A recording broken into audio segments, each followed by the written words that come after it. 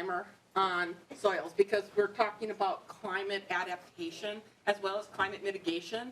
And this morning you heard a lot about soils and practices and ways that we are working to have support soil health.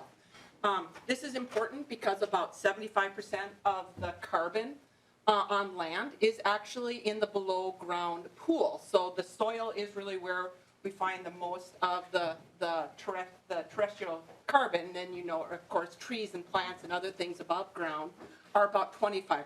So soils play an important role. So I imagine there's a lot of people in this room who have seen and studied and looked at soil profiles, but I just wanted to kind of give you just a quick introduction of soils and how they develop and why that's going to be important, I think, for what you hear, not only this morning, but for the rest of the afternoon.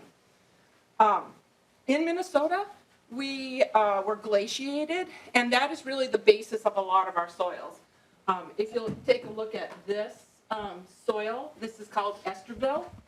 Actually, I'm going to advance my slides one. This is a mollisol, which means it's a deep, rich, organic soil. And this is the distribution of that type of soil around the world. And you can see that Minnesota is one of the places in green where these soils are prevalent. The prairie, the Great Plains, is the second largest grassland on Earth after the Eurasian steppe. And that really has a lot of impact on the amount of carbon that we hold in our soils in this area. So I'm showing you these soil profiles. This is a basic tool of teaching soil science at the university and everywhere else that soils are studied. And what's important is that while you're looking at, for example, a 4-foot or 3.5-foot soil profile, these would actually be extended about 8 feet if we were going to take a look at them, go out to the field and cut away into the soils. And what's important to know is that we start with, and this is a good example of the glacial deposits that are what we call the parent material of soil. And then as the soils get darker, this is the result of centuries of plant growth and then decomposition, which has built up all these layers of soil. And, you know, we have names for all these, and there's a lot of soil chemistry and physics that goes into the creation of these actual soil profiles. But I think what's important is that we have very rich soils throughout most of Minnesota. There's the one corner in southeast that's called the driftless area where the glaciers didn't pass through. But apart from that, much of the soils you see are all the result of the last glaciation. And when these were prairie soils, we would typically see soil carbon, organic matter, above 6%. With agricultural practices, a lot of that soil is released. It's exposed to the oxygen, the microbes, maybe there's less plant residue, there's less depth of the roots. So we have seen over the past 150 years or 100 years so, decreases in soil organic matter. And so that's part of what we're talking about today when we talk about mitigation is what are our opportunities with different practices or strategies and supports for farmers to actually reincorporate some of that carbon. And at the same time that can be an adaptation strategy, more soil health, more water infiltration. It's also a mitigation strategy that has could have some really profound impacts on soil carbon sequestration, which I think is something we're going to hear more and more about in the years to come.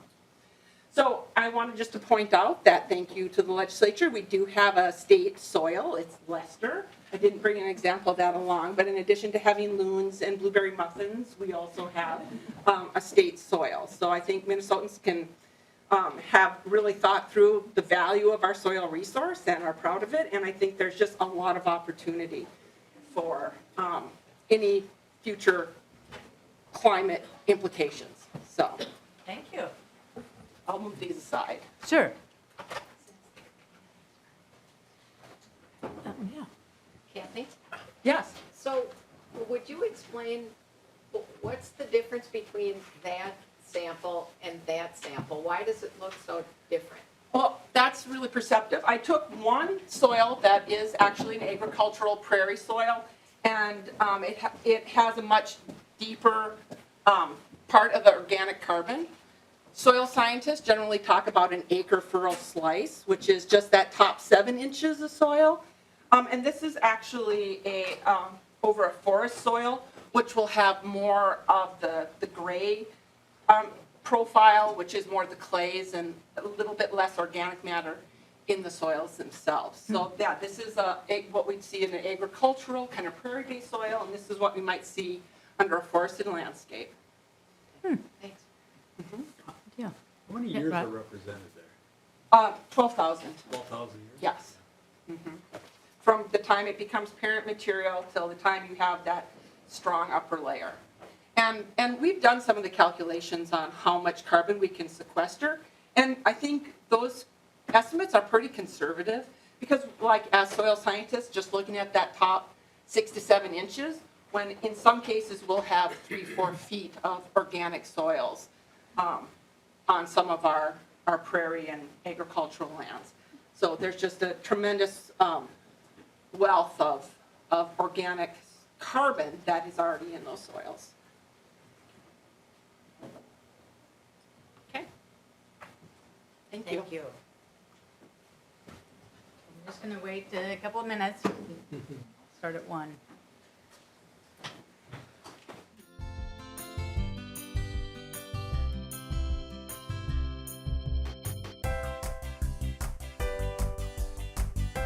Packets, if you want to, those are the blue ones. So if you want to complete those, submit those, that would be great. Or we can just do it right from there too. I have one in my car. This will be good. I think for the most part, we got most people. Mhm. Okay. All right, thanks.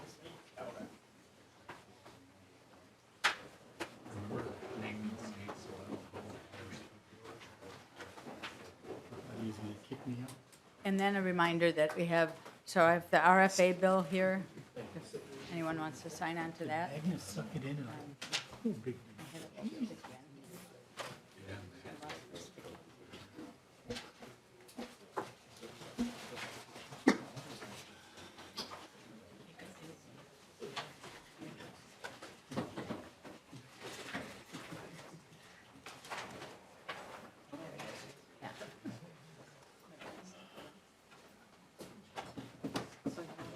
Thank you. Yes. This is the RFA funding.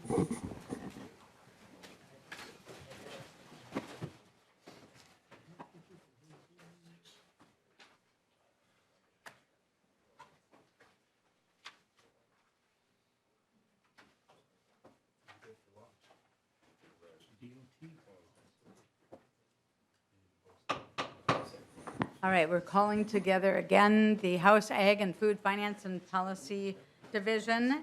So welcome back. We're here for the afternoon now. We have a couple of groupings of presentations. And the first one, again, will be the University of Minnesota research update. We are going to start with Dr. Durgan. So welcome to our committee. Thank you for coming in today. Good afternoon, Chair Poppy and members of the committee. It's a pleasure for us to be here today to talk a little bit about Extension's role in helping growers and agriculture adapt to some of our changing climate issues here. And also just want to thank you all for the invitation to be here. So as many of you know, Extension has been helping farmers and agriculture adapt to changes for over a century. And in fact, this year is our 111th year as being part of Extension when the legislature established us. So again, we are very concerned about and work within the current situation, but also we look towards the future and helping growers and agriculture adapt to some of our changing needs. As you've been talking about today and will for the rest of the day, that we know that our climate is changing. And there is lots of interest from lots of people, not just in agriculture and natural resources, about finding ways to to adapt to these changes. And in fact, last week, Extension was instrumental in organizing the 2020 Climate Conference on the St. Paul campus at the University of Minnesota. And it was standing room only with over 200 people there really wanting to learn about some of the issues around climate change. I know about a year ago that this committee asked Dr. Mark Seeley to come to the committee and talk about climate data and some of the trends that we have seen here in Minnesota. And I'm just very happy to announce that later this year, Dr. Heidi Roop will be joining the University of Minnesota as our new extension climatologist. And so she will be continuing the work that Dr. Seeley started. And when we have a chance, when she gets here, I know she would love to kind of talk to the committee, talk to you about some of the issues that you would like to have her work on when she gets here.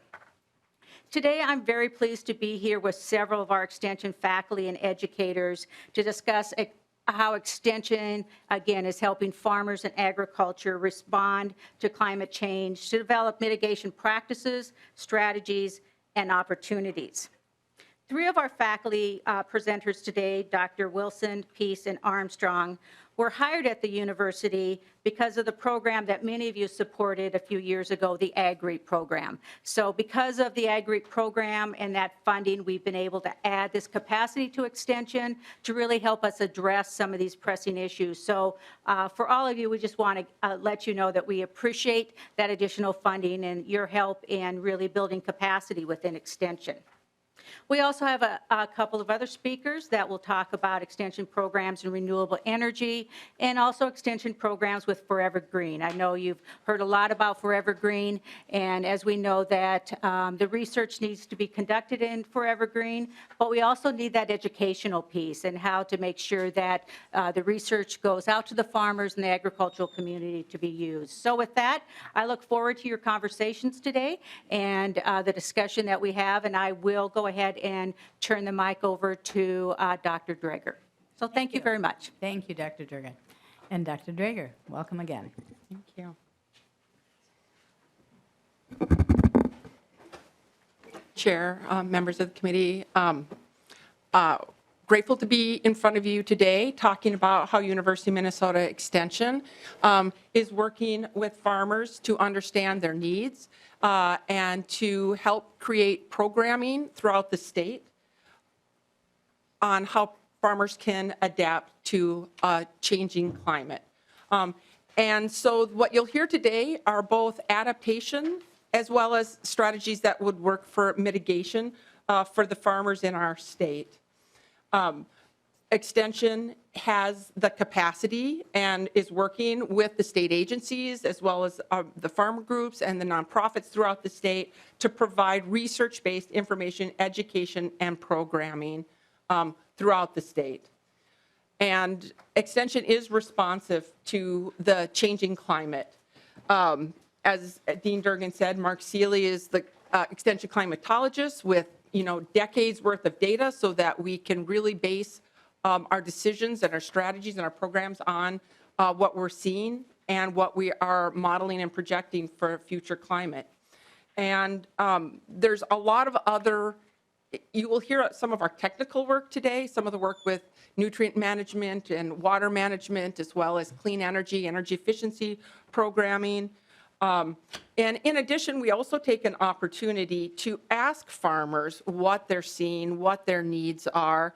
And one way we do that is through an open call for ideas, and that's open right now through February 14th, so through Valentine's Day. And so if your constituents have issues, needs, or innovations, there really is an opportunity for them to just submit a simple idea, and then we work with them to make sure that, their land-grant university and University of Minnesota Extension is a partner in helping to address the needs on their farm, in their community, in their region. And I'll just give you one example that's related to carbon, is that climate change, is that farmers are not only struggling with adapting, but they're also thinking how this energy transition and climate change can also fit into their business model for their farm. And so about 15 years ago, we received an idea form through this same process from a farmer in Wadena County who said it was important to have a landowner's guide to carbon sequestration credits. That's when the Chicago Carbon Exchange was still active. It is no longer, but this farmer worked with 2 faculty and a PhD student, and he's the second author on this, on a landowner's guide to carbon sequestration credits 15 years ago. So I want you to keep in mind that farmers are also actively engaging in what climate change means for them and have been thinking about what are some opportunities for them, and that we partner with farmers on not just their needs but their innovations as well. One way we do that is that we held a series of climate adaptation convenings throughout the state that was in with the support of the Minnesota Pollution Control Agency. And we convened hundreds of Minnesotans in greater Minnesota to talk about, we brought in Dr. Mark Seeley so we could present the data so people could see the trends and find out what's really happening, and we regionalized all the data. And then we had an opportunity for breakout groups and for people to talk about what they're seeing, experiencing, and working on. And so in Southwest Minnesota at the Lamberton Research Station, we held one of these convenings, and we had over 90 basically production agriculture farmers attend, and they really contributed some of our ideas on what are some of the directions we need to look at. I'll just say that program included the national director of the USDA Agriculture Environment Laboratory, as well as PhD students, and as I mentioned, Dr. Seeley.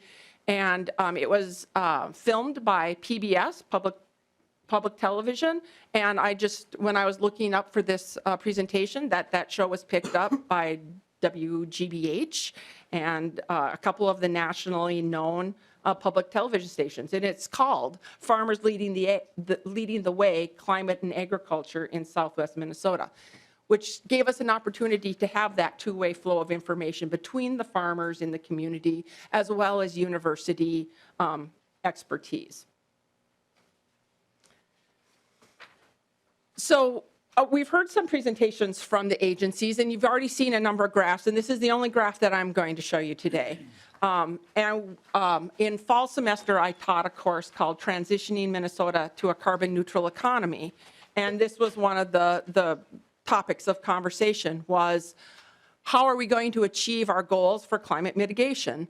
And we have very good strategies and plans in place. You can see for our electric sector, and I know this is kind of small, but I want to point out that the cornflower blue sector is our agriculture sector. And I think what's important to see here is that there's a tremendous opportunity for agriculture to contribute to climate mitigation. And that I really feel like agriculture and our farmers can be the heroes in this story. You know, we have an idea how we can get there with electricity. We're working on it for transportation. And I feel like engaging the agriculture sector is going to be an important part of this conversation going forward. And I see a tremendous amount of opportunity, especially as we talked about some of the soil solutions that can be both beneficial on farm and then also have impacts for advancing agriculture. So I really view this as an incredible point in time to have the conversation about how agriculture is going to be part of the solution to climate going forward. So I thank you for taking an entire day to discuss this topic.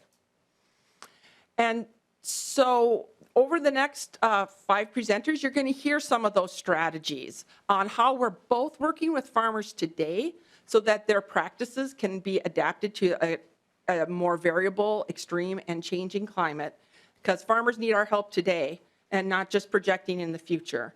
But we're also going to be spending some time talking about what can be some of those innovations and strategies that are available on farm that we can both adapt and mitigate climate change.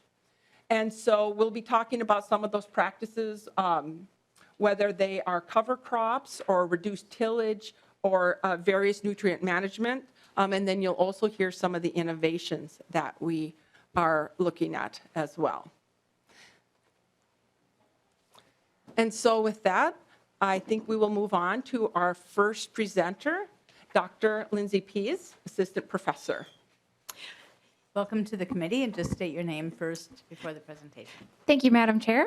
My name is Lindsay Pease, and I am still relatively new to the University of Minnesota and to the state of Minnesota in general. I'm a transplant and happy to be here today, so thank you all. So today I'm going to talk a little bit about my strategy for how I work with farmers on this topic of adapting to climate change. And in Northwest Minnesota in general, so I work up at the Northwest Research and Outreach Center, all the way up north in Representative Keel's district in Crookston, and we are seeing a lot of changes in agriculture going on in Northwest Minnesota right now. It's a really dynamic and exciting place to work. New crops are coming out. People are starting to experiment with conservation practices like cover crops, and But then one of the big things that we are also starting to see are changes in climate. Water is such a big issue when it comes to farming today, but then also when we look forward to climate change in the future. So one of the things that you guys have heard about today already are some of the heavier and extreme rainfall events that may become more common. We got a 3-inch rainfall event in September this past fall up in Crookston. That is kind of a 1 in 100 year rainfall event that we saw last year, and we expect to see that more frequently in the future. So part of what I'm working on is how to help farmers today adapt to that weather that they're seeing expressed more often. So some of my approach to climate change is not really to bring climate change in big, bold letters to them, but really to think about their bottom line.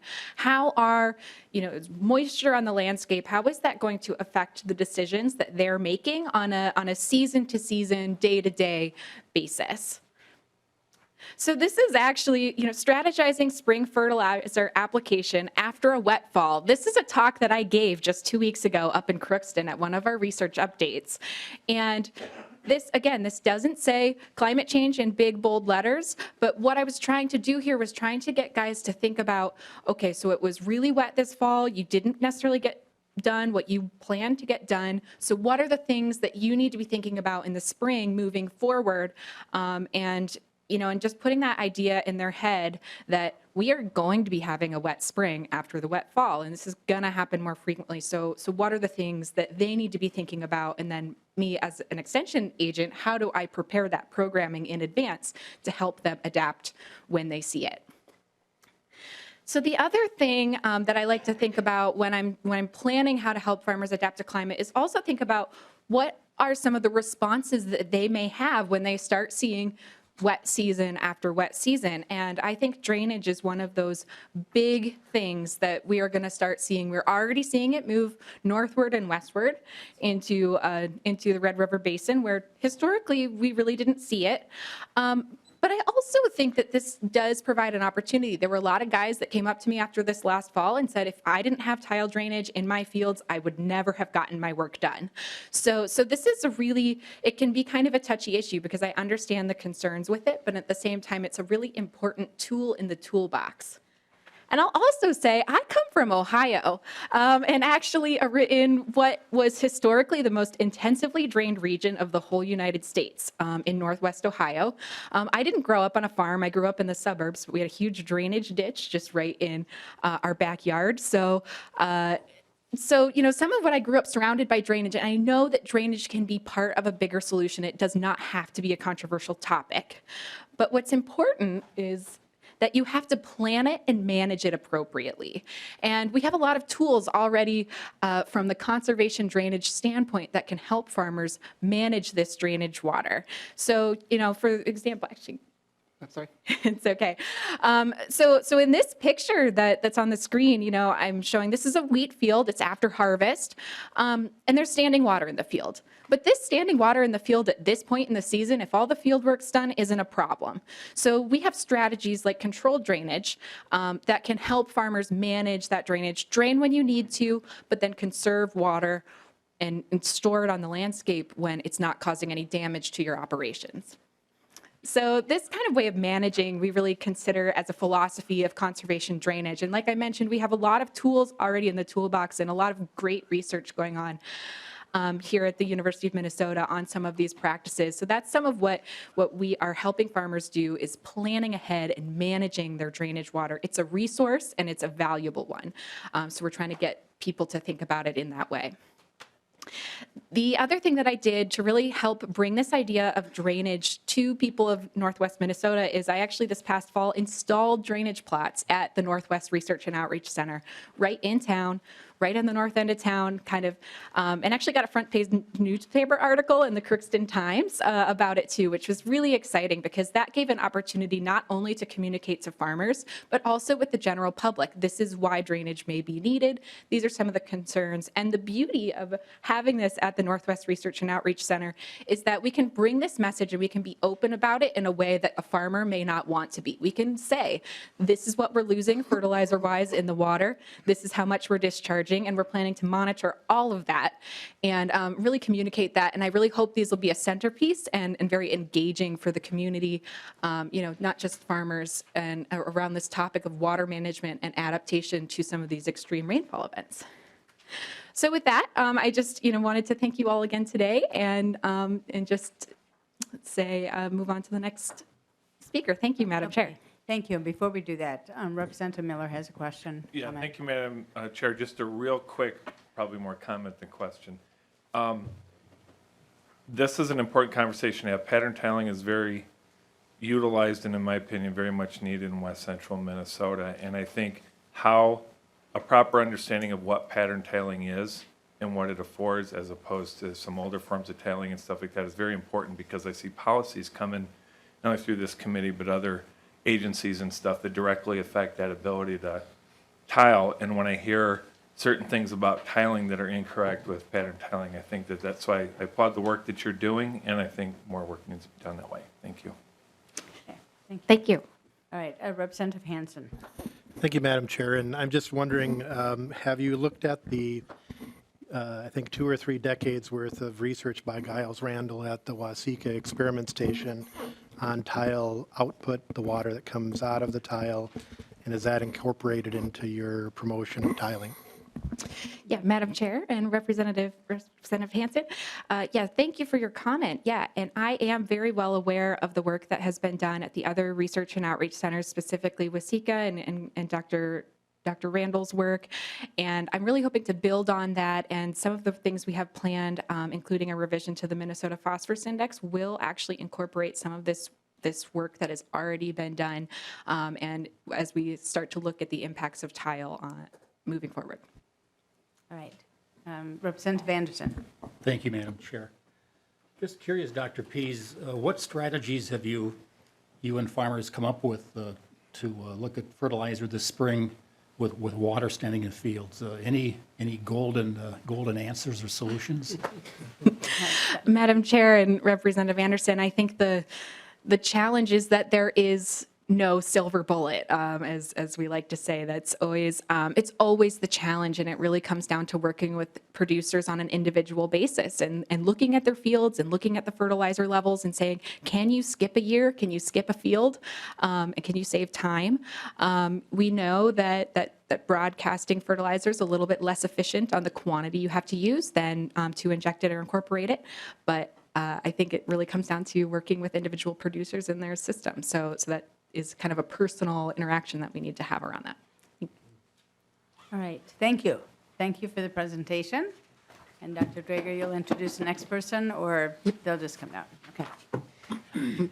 We have Connie Carlson join us. Connie works on market development for the Forever Green crops. And Thank you. Go ahead and state your name and then begin. Thank you. Thank you, Madam Chair and representatives, for giving me the time to share my work with you today. My name is Constance Carlson, and I'm the co-director of the statewide Sustainable Agriculture and Food Systems of the Regional Sustainable Development Partnerships. And I have a special focus on the market development of the Forever Green crops. As you heard from Margaret Wagner earlier today, the Forever Green Initiative is a research platform developing new crops and cropping systems that will keep our agricultural land in continuous cover and provide new economic opportunities for Minnesota producers. As an extension employee, my work is sharing FGI research and working with the producers, stakeholders, and communities who want to grow and innovate with these crops, and building the systems, supply chains, and markets necessary for the promise of forever green agriculture to be fully realized. Today, I'm going to give you a brief overview of 3 forever green crops that are, and what we think will be, new tools for our farmers to adapt to and mitigate climate change. So, hybrid hazelnuts. Kathy's got some props, too, for you to take a look at. So hybrid hazelnuts have been developed between they're a cross between European varieties and native hazelnuts that are found on the edges of Minnesota forests.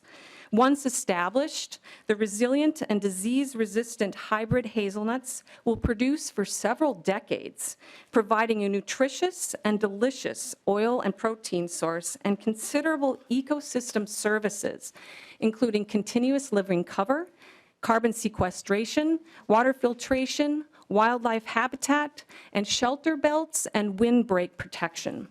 This morning you heard from the MPCA, and last week at the Minnesota Climate Adaptation Conference, Peter Sabrowski from the Minnesota Pollution Control Agency listed the top 15 effective agricultural best management practices for greenhouse gas mitigation.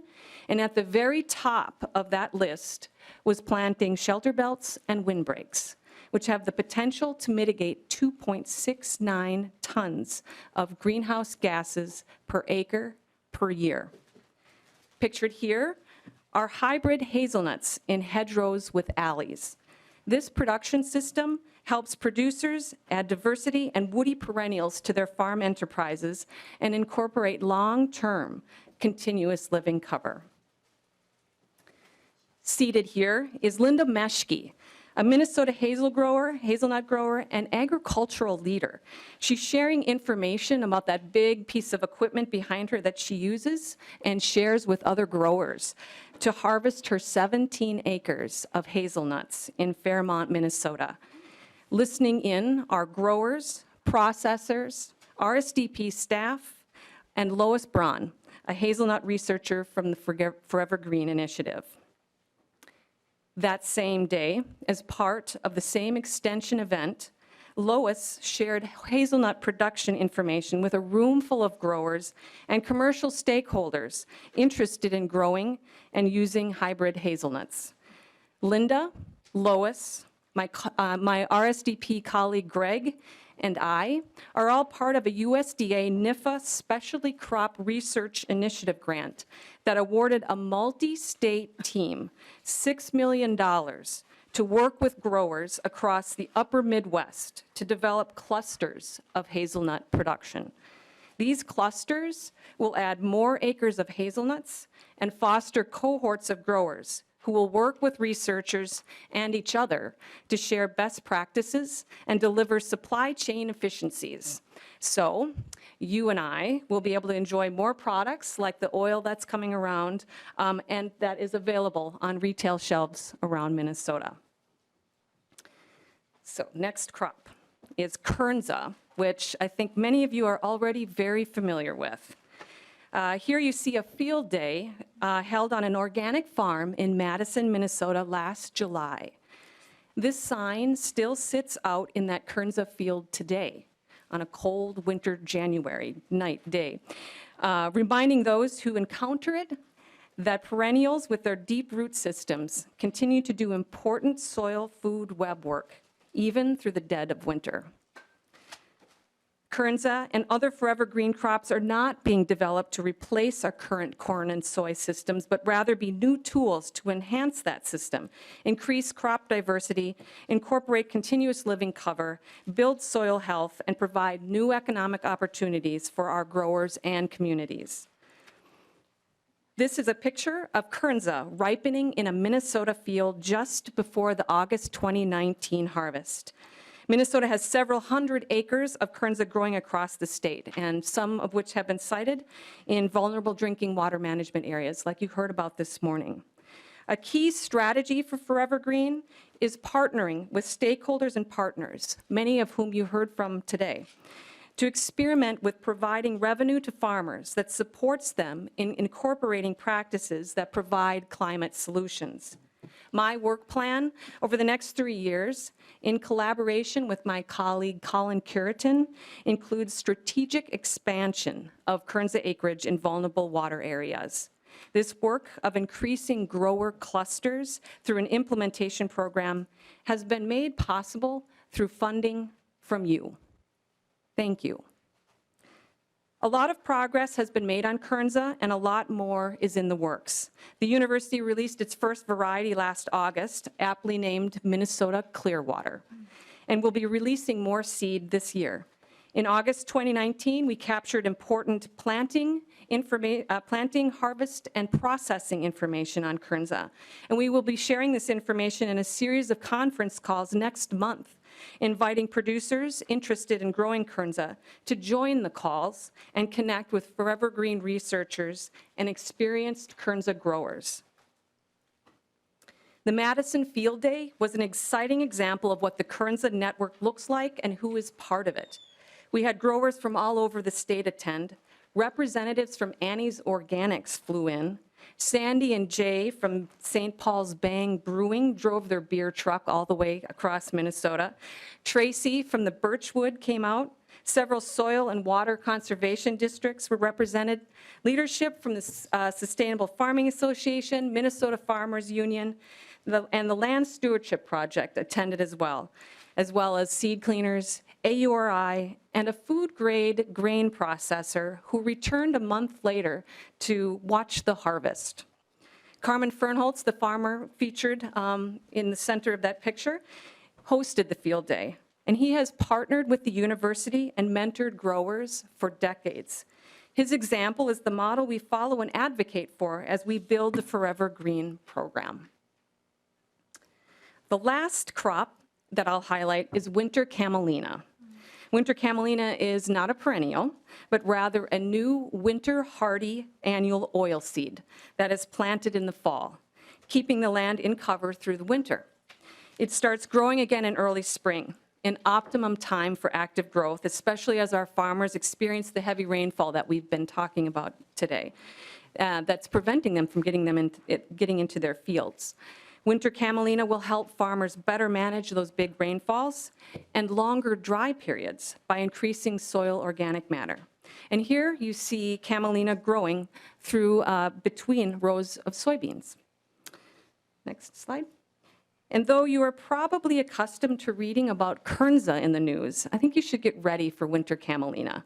This is a crop that has a wide range of market opportunities, from bioplastics and biofuels to food, feed, beverages, new proteins, and even cosmetics. I work with a team of partners, including USDA, ARS, and AURI, to host an annual winter camelina field day in Waseca. We attract dozens of attendees from across the state, from growers and oilseed crushers to processors, legislators, and industry leaders. Like the Kernza Field Day, this event showcases our active work on delivering on the promise of forever green agriculture, delivering new crops and developing new crops that will be the tools our farmers can use to adapt to climate change, be part of the solution for mitigating climate change, and make a living doing what they want to do, farm. So with that, I'll leave you with this photo of winter camelina in bloom in mid-May last year. This crop is keeping the soil covered and protected during a time when most of our agricultural land is just starting to get planted. It is providing a source of nectar and pollen to both native bees and honeybees. This is a crop producers will be able to grow, manage, and harvest with the equipment many of them already have. This is a crop that has diverse market opportunities and a team of experts, including extension staff like me, dedicated to its success. When I see this picture, I see great hope for what we can and will do to adapt, mitigate, and thrive in response to climate change. Thank you very much. Thank you. Are there questions? Representative Lewis. Thank you, Madam Chair. On the subject of the hazelnuts, Yeah. one of the things that is curious about, I'm north central Minnesota, and they've grown wild in the fence lines forever. And Granddad used to send us kids out to pick them. Yes. But then we sorted them, and it was like 9 out of 10 we had to throw away because I noticed in your samples, you got that little hole in them. Yes, the weevil. Yep. How much trouble do we have dealing with the insects that thrive on hazelnuts if you're going to market them? Madam Chair and Representative, thank you for your excellent question. Pest research is part of the portfolio of this work, and what we have seen is that many of our test plots are not seeing a lot of that in our harvests, but the researchers like Lois are working on developing strategies and new ways to work with those pests. So it's part of the research. But so far, we're not seeing a lot of that in the processing, but we're very aware of it. Yep. Thank you, Madam Chair and the testifier. And these were 60, 70-year-old. Oh, yeah. So once you get an insect in there, you got a real problem. But yeah, it was real frustrating because then we'd pick through and, Grandpa said, all the ones with holes in them, throw them away. And they went to swine to, Yep, be fed. yep. But then we got to keep the good ones and they roasted them. But And they're tasty. oh, they are, right. absolutely. Like, That's an interesting crop. Yeah, great, thank you. Other questions? Okay, I don't see any. Thank you for the presentation.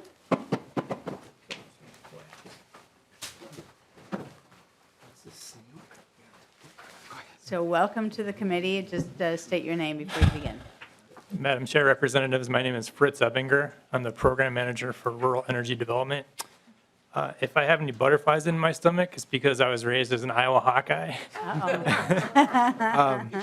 And I'm wearing a University of Minnesota tie right now. Okay. I'm here to talk to you about clean energy for farms and small businesses. My program falls under the Regional Sustainable Development Partnerships. Okay, good.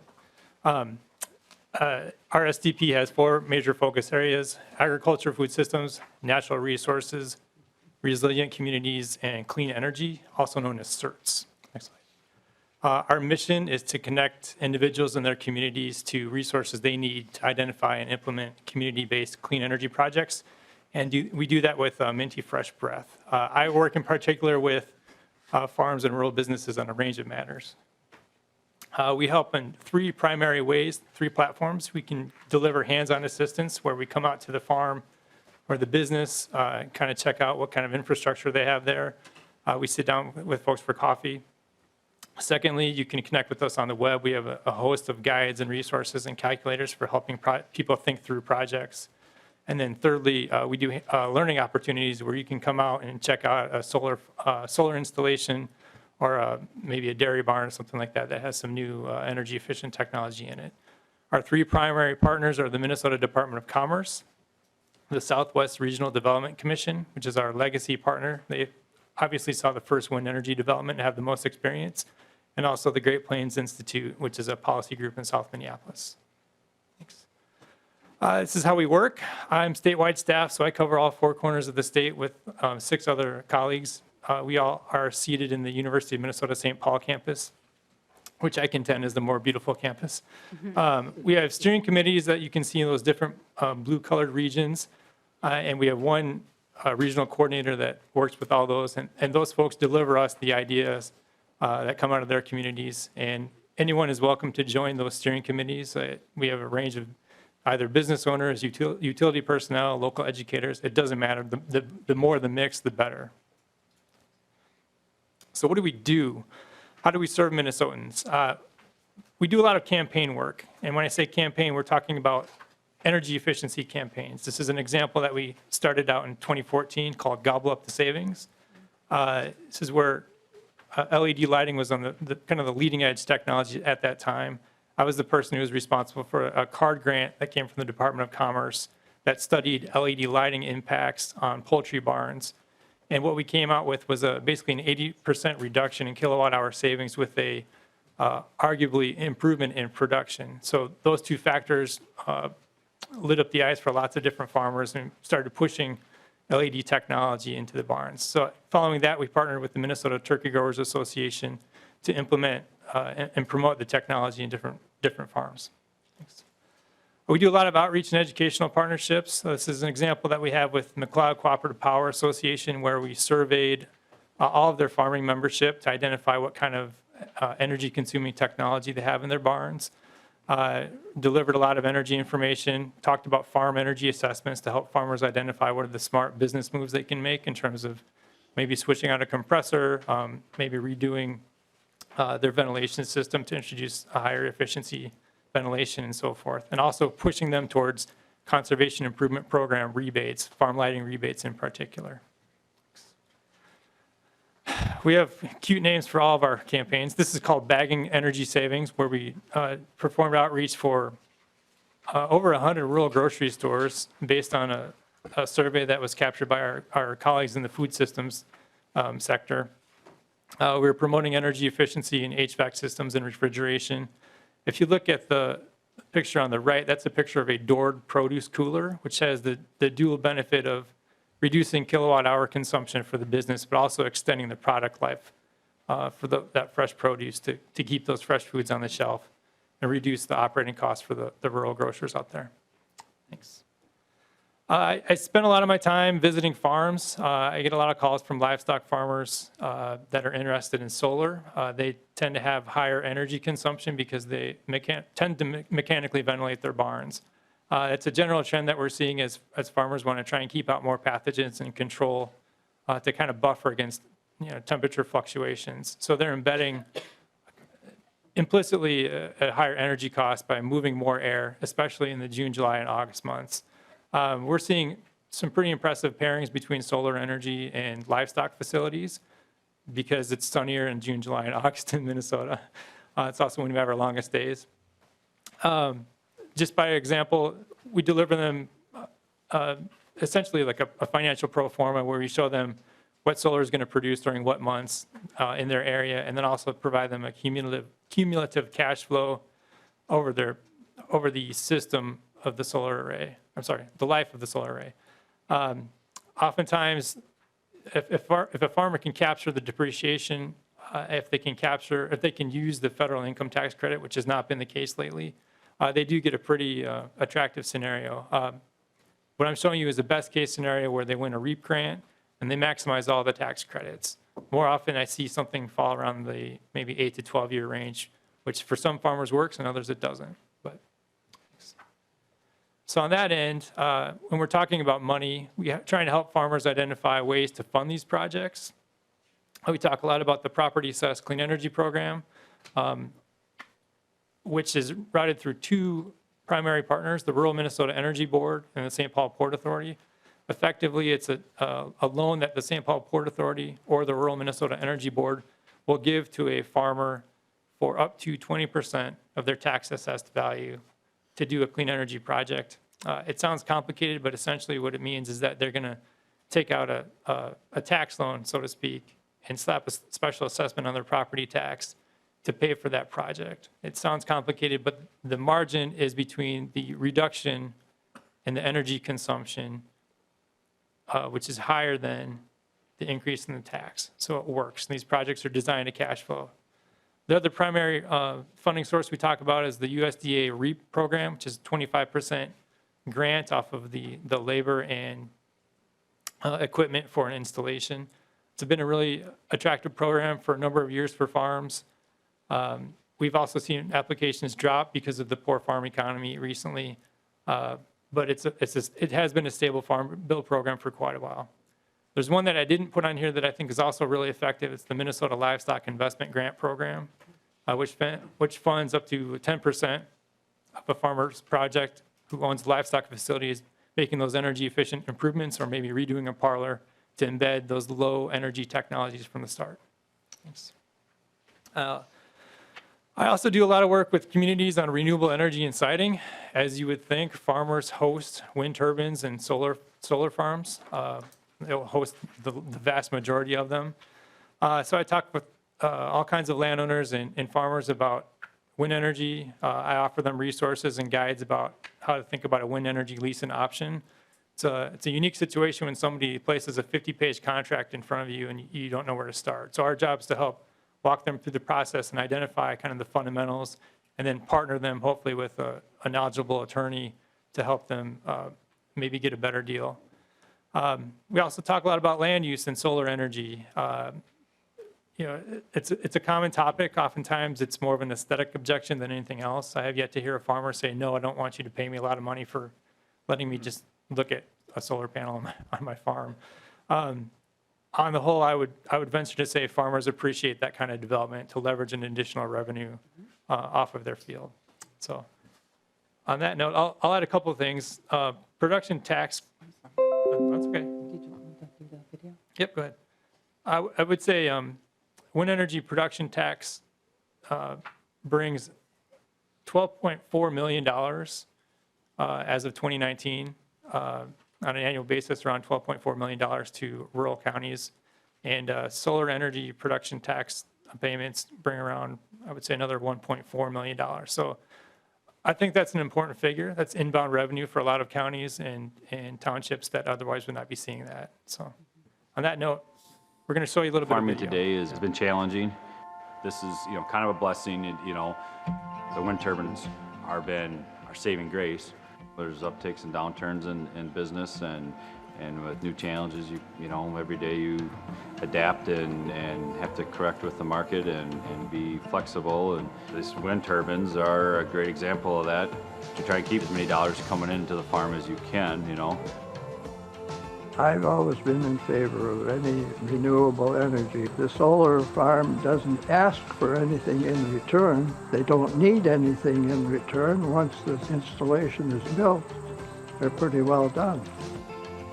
So this solar garden is approximately 22 acres, and it produces enough power to power about 1,000 homes. It makes a lot of sense for me that I know this 22 acres is going to make me a profit, and it's also producing a lot of electricity and helping out the community. Well, when I bought the farm, I told her someday we'll retire off of this land. That's what we can do now. So I'll just close. That gives you more of the essence of it, but by way of example, a 1 megawatt wind turbine would pay you around $5,000 as a landowner. The typical wind turbine size in Minnesota is about 2.5 megawatts, so that's all passive income. In terms of solar energy, a 1 megawatt community solar garden is going to pay you probably around $7,000 to $10,000 per year passively. The dollar figure hovers around $1,000 per acre per year. So those are real dollars for farmers. Thank you. Thank you. Any questions? All right, thank you. All right, and welcome to the committee.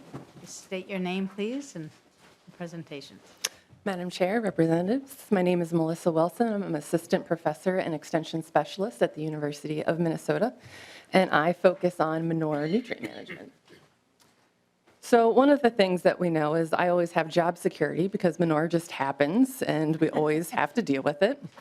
And one of the things that we've been dealing with in the past few years is it's getting particularly wetter and wetter, especially when we need to be applying these manures. Traditionally in Minnesota, most of the manure is applied in the fall season after harvest. Previously, it's been drier during this time because the crops that had been on the field had been taking up a lot of the kind of moisture.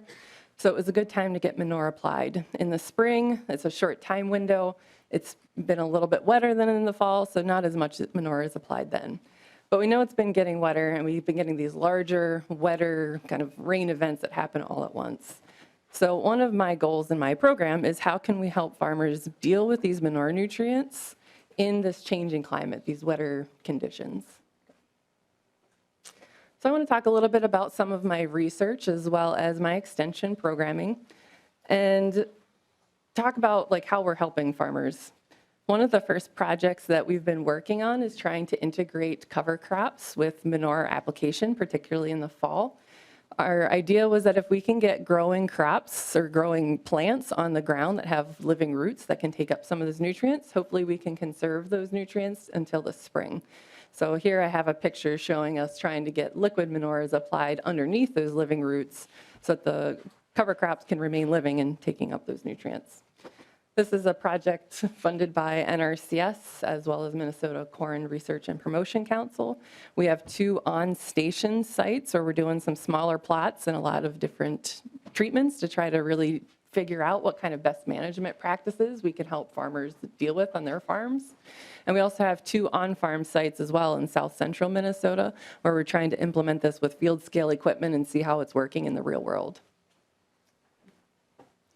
Another project that we've been working on, and this one is kind of new to Minnesota, is we want to figure out how we can apply manure to living production crops. So in this picture, we have manure being injected into the ground in between living corn crops. And this has been done a good bit in Ohio, and they've been having really good results. So I said, hey, why not try it in Minnesota? And most people have kind of looked at me like I was crazy when I said we're going to apply manure into a living crop. But we tried it, and it actually is working out fairly well. We've been pretty pleased with the results. This is all an on-farm study, at least that's how it started. And this is funded by the Minnesota Pork Board and the Minnesota Soybean Research and Promotion Council. And we've also moved to 2 smaller plot research sites on the St. Paul campus, as well as at the Waseca's Southern Research and Outreach Center, trying to figure out timing. Again, we were really trying to figure out for the farmers, when can they best optimize this type of practice so that they can incorporate it into their systems.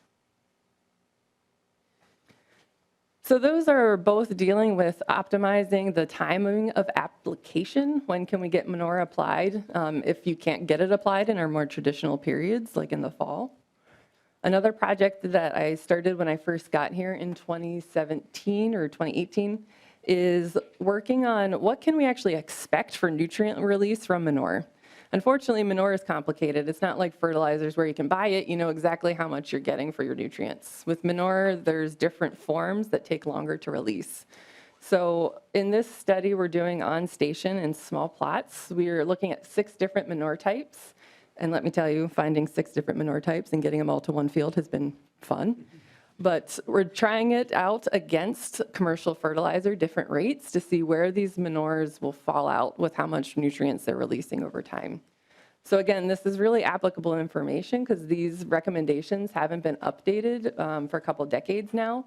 And with these wetter and warmer conditions that we're getting, and sometimes we're getting cooler falls than usual, things like that, we need to know what we can expect from manures. And that previous study was funded by the fertilizer checkoff dollars. So the Agricultural Fertilizer Research and Education Council helped funded that because we're really trying to figure out how can we marry fertilizer applications with manure applications to better manage our nutrients. So that's some of the research we're doing related to climate change. I also want to talk a little bit about some of our extension programming because these are our main audiences that I'm dealing with manure management. And the first is our commercial manure hauler training. They're in the state of Minnesota, they're licensed as commercial animal waste technicians. And according to their license, they have to go to a 3-hour workshop every 2 years. So my team holds these workshops at 6 locations annually around the state. And what's really great about my position where I get to do research and extension is that my research really helps inform my extension programs. And at these extension programs, I also get to talk to people with boots on the ground, the commercial manure haulers, the farmers, the ag professionals who are dealing with manure and what their concerns are. And one of their concerns are, you know, how can we apply manure when commercial manure haulers apply anywhere from 50 to 80% of the manure in the state on an annual basis in a shortening time frame. That's kind of where I got the idea for some of the research projects we've done. But this is a great place for me to also disseminate some of these research items as well. One program working directly with farmers is called Advanced Nitrogen Smart. The original Nitrogen Smart program was developed by kind of in collaboration with the University of Minnesota Extension and the Minnesota corn growers to really train farmers on best management practices for nitrogen fertilizers. And through the evaluations, we found out that they really wanted to know more about manure nutrient management as well. So this past year, I helped develop the Advanced Nitrogen Smart Module, which deals with manure management, and that was delivered at 7 locations across the state. And so far, we have 4 more locations lined up for this year across the state as well. And finally, one of the tools that we're working with the Minnesota Department of Ag is called the Runoff Risk Advisory Forecast. They have built this tool working with National Weather Service, and it's kind of interesting. It looks at antecedent moisture conditions in the soil, runoff that might come from precipitation in the future if there's going to be a large snowmelt, and it gives us these maps of where runoff might be high in any given period from 1 to 3 days. So it can help farmers or commercial manure haulers know if they run the risk of having runoff in certain areas across the state if they apply within the next 1 to 3 days. So as a part of Extension, my team is helping to develop the education and outreach materials for this advisory forecast so people are aware of it and hopefully have another tool in the toolbox to be able to use. And that is actually all I have, so. Thank you. Questions? Thank you. Thank you. And just, were you a GREET? I was a funded? GREET funding, so thank you so much for that. Yes, and so just a shout out, Representative Hamilton sits among us and is the lead on this committee and really was the lead on that effort to really advance all of that. It's pretty exciting. I think Dr. Pease, you said, mentioned, was also one of those GREET funded and maybe our next presenter as well. So it's exciting for all of us to know that, you know, we helped the future of agriculture with the funding. So thank you. Representative Cleburne. Excuse me, Madam Chair. I just have one really quick small question. The mic. With the injection of the manure, are you finding that less manure needs to be applied to the ground as opposed to a blanket spread? Madam Chair, Representative, yes, that is the case, particularly for nitrogen. When you're spreading it on the ground, a lot can be lost through, it's a process similar to evaporation that's called volatilization, where nitrogen is lost in that case, yes. Thank you. Thank you. Thank you, Again. Madam Chair and Yes, Representatives. thank you. And so then we'll bring down Dr. Armstrong and another GREET-funded scientist. So welcome. Thank you, Madam Chair, Representatives. I built my introduction into the presentation today. So I'm from Minnesota. I grew up here. A little bit of a unique situation for a cattle veterinarian. I grew up in the cities, grew up in St. Louis Park, but spent all my time out west in the summers working in Montana on my uncle's cattle ranch and getting involved at the auction market out there and everything. So that's where it started. I did my undergrad at University of Minnesota Morris. Ended up at the University of Minnesota for vet school. Love the outdoors, love to hunt and fish. I'm out there as much as I can. For good or for worse, I married another veterinarian as well. So I doubled my debt in a day. So this is what I used to do. As you can see up there, I was a practicing veterinarian in southeast Minnesota, in Zumbrota, Minnesota, at Anderson Veterinary Service. Split my time about evenly between beef and dairy, and then worked the auction market as well. So I got to see just about everything you could think of when it comes to cattle. So now I've switched over to Extension. I've only been here about 6 months, but this is what I do now. I take the massive amount of information and research and data that's out there in the world that not everyone has time to look at, which I now have more time to look at. And I take it and I turn it into something that producers and other stakeholders can use, something that's practical, evidence-based, relevant, and useful, something that can be used in the real world. So the main things that I'm looking for when I'm in my position now are recommendations that we can make to producers, and what they really listen to is something that's going to increase production, which would make more money come in, would decrease their costs, so decrease how much money they're spending to get the same job done. And then the big thing that they're always looking for is more time. You know, for even if you're not a farmer, your most valuable resource is going to be time. So what I'm looking for is trying to find recommendations that kind of hit all three of those things. How can I increase production, decrease cost, and then hopefully give that farmer more time as well, because that's what they're really going to listen to. So one of the things that we're looking at, and you heard a little bit about solar energy earlier, is we can get solar energy, and we can, and the figure you heard earlier was $1,000 per acre. But how can we use that in another way as well? How do cattle fit into that grouping? So when we're looking at it, one of the things we're looking at now up in Morris is how do we provide solar energy to our farm, but then use those solar panels for shade as well for cows, which is something we need as we're experiencing more of these extreme weather events and we're getting hotter and hotter. So we're using these solar panels, and the next slide here, you can see that they provide a lot of shade if you space them correctly and you get them up high enough the cows aren't messing with them all the time.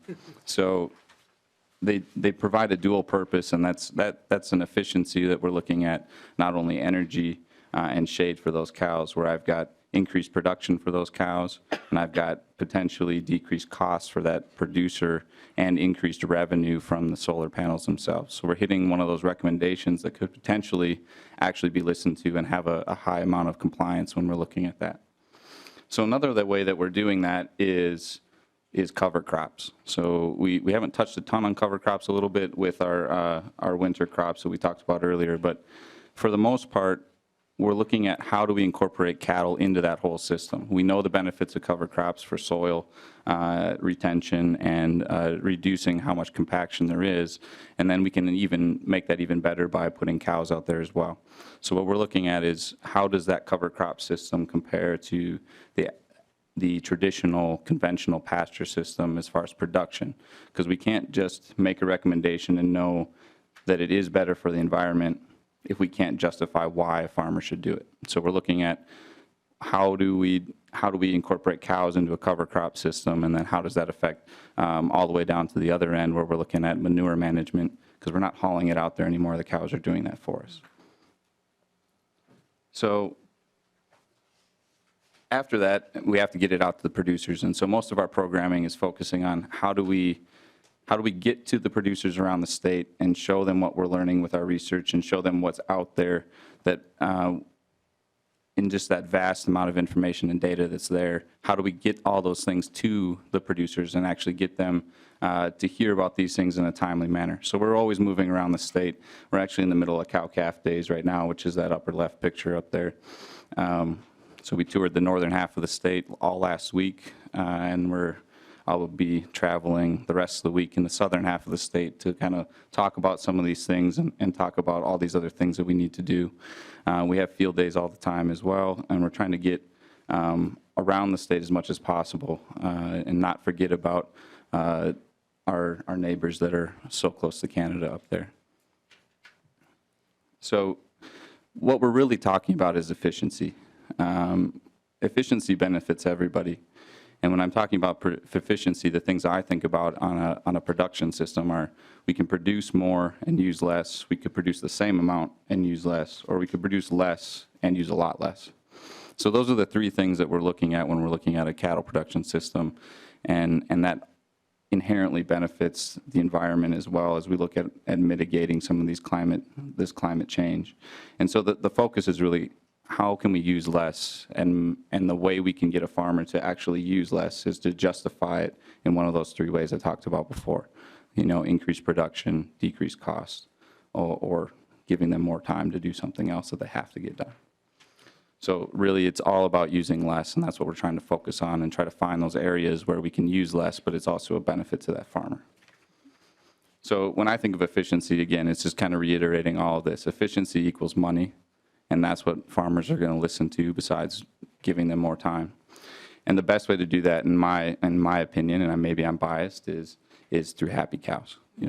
Producers want to have happy cows because happy cows are more efficient and they produce more. Okay, so we're constantly chasing having this happiest cow that we can. Okay, so then the next way we do that is by optimizing the system.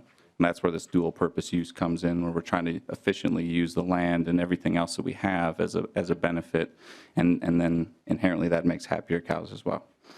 And then we're always looking at new technology. So the third one is always new technology that's coming out, and how do we incorporate that into in the system? How do we continue to make that all about happy cows, and make the whole system more efficient? Because efficiency is the key. That's what everyone's going to listen to. That's what benefits everybody. So that's what we're trying to focus on. And with that, I'll take any questions if you have them. Very good. Any comments or questions? Representative Lippert. Thank you, Madam Chair. Thank you for the presentation. So, and you may have mentioned this and I missed it, so forgive me if you did. But when you're looking at cover crops and grazing, do you have any data on soil health impact of that pairing, or are you looking only at efficiency? So I've been hearing that that's a great combination for building soil health, and I'm just curious if you have data on that. Dr. Armstrong. Thank you, Madam Chair and Representative. We don't have, so this production study was not focused on the soil health, and we didn't collect data on that. We collected data on the production of the cover crop and clipping that and doing that once a week.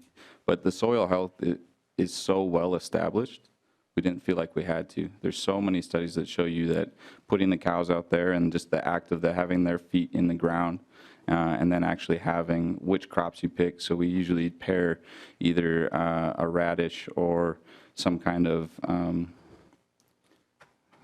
some kind of crop where we have a tuber that's in the ground that decreases soil compaction. But that is so well established that we didn't feel like we had to show that and spend the money on that, so we didn't. Does that make sense? All right, thank you. Representative Anderson. Thank you, Madam Chair. Doctor, I enjoyed your presentation. Just kind of curious, as you go around giving your presentation about happy cows and how they can be environmentally friendly, do you get much pushback from some folks that may think cows give off too much methane and that whole deal? And how do you explain that about the life cycle of cattle? Dr. Armstrong. Madam Chair, Representative, it's always a difficult conversation to have with the greenhouse gas emissions. What I always come back to is a lot of the data that's put out by the USDA and the EPA. And I had an opportunity to talk with Sarah Place, who is the Alandco's chair, or she's their coordinator of their sustainability effort. And really, when you start looking at the numbers, I always try to go back to the numbers when I'm talking about it. And the numbers are actually very, very, very low. And I have them right here in front of me. And on a global scale for livestock production, so we're talking livestock production, greenhouse gas emissions from livestock account for 14.5% of the total greenhouse gas emissions and that's globally, okay, 14.5%. Now, of that, and we're talking beef cows most of the time in these studies because we just have so many more beef cows in the world than dairy cows.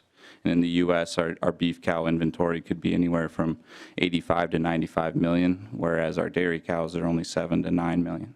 Okay, but globally, beef production, so not just the animals, but the actual production of beef contributes only 5.7% to greenhouse gas emissions.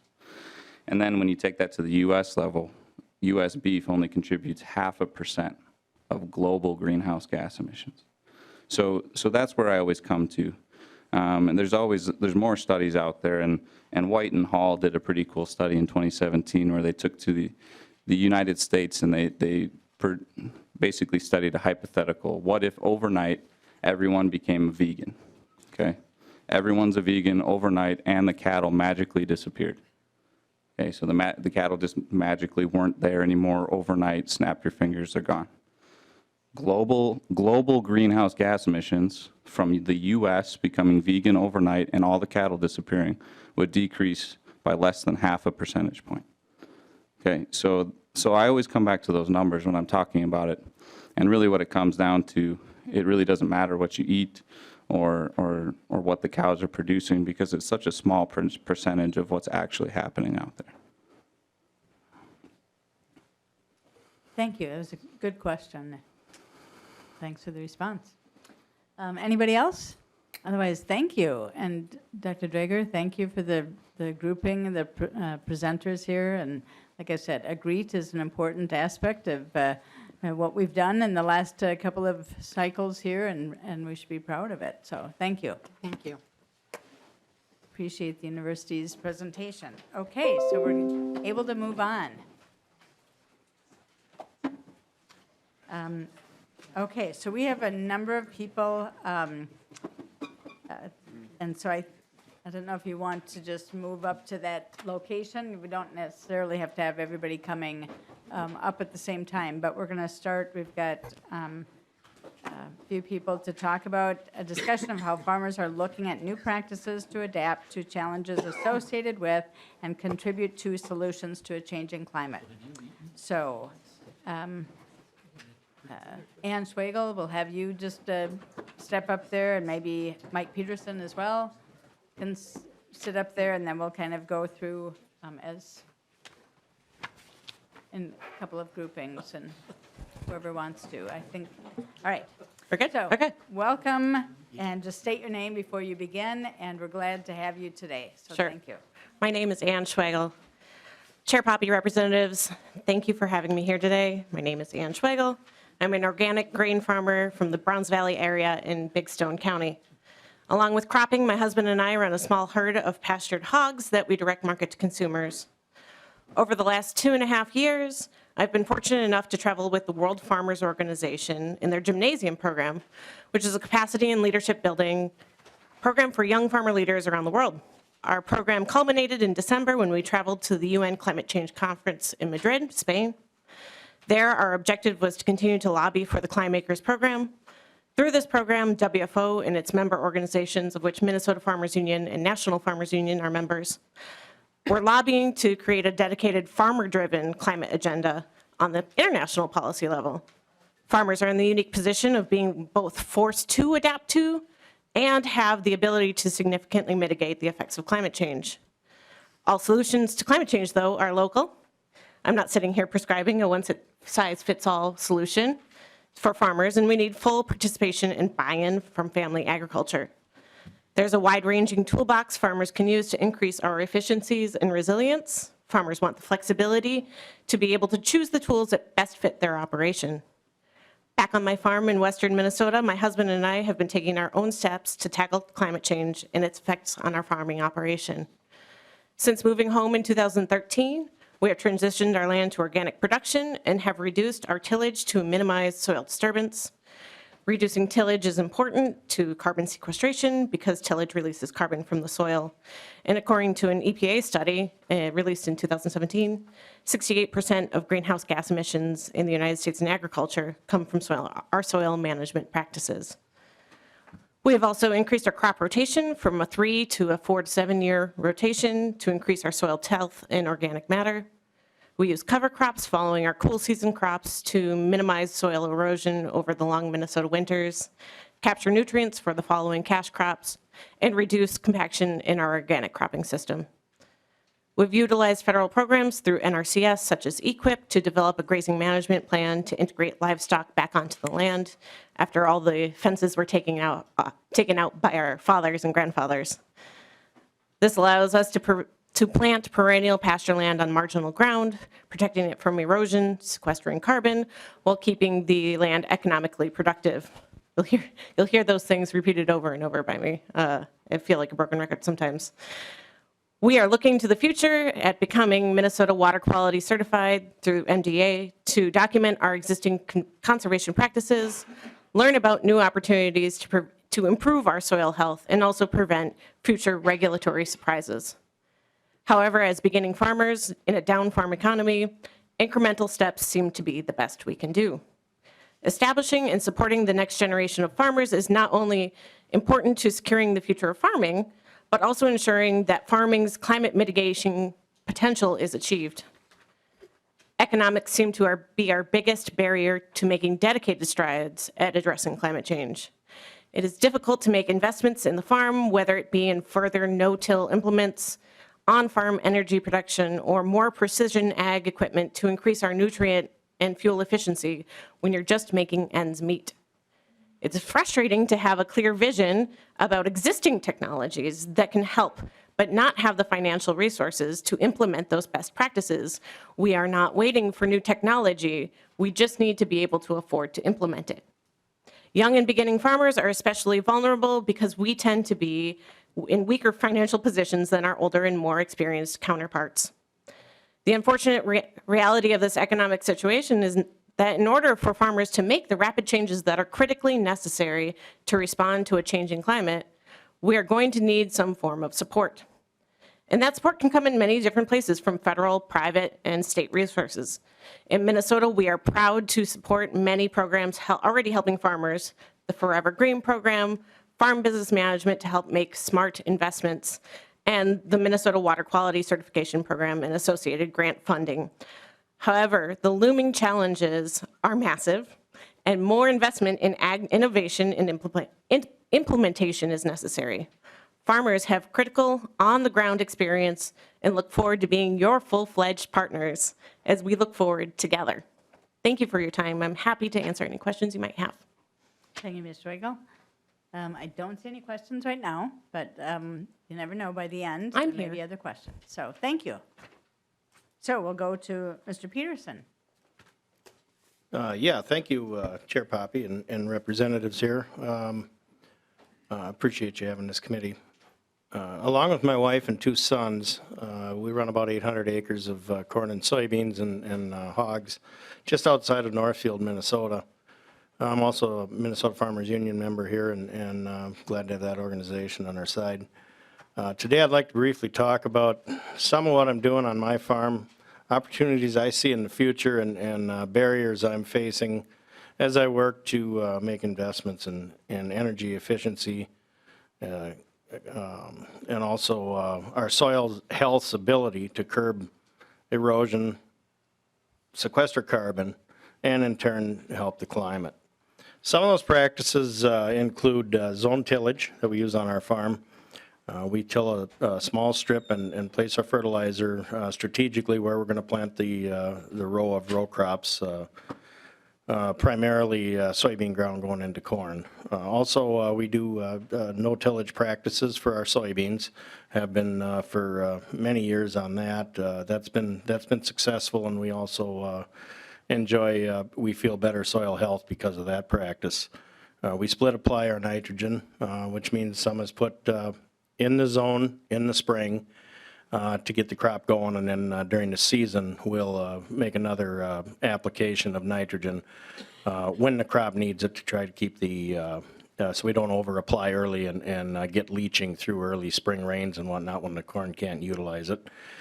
We also distribute our liquid hog manure at a reduced rate on top of the ground and immediately incorporate it with a vertical tillage machine.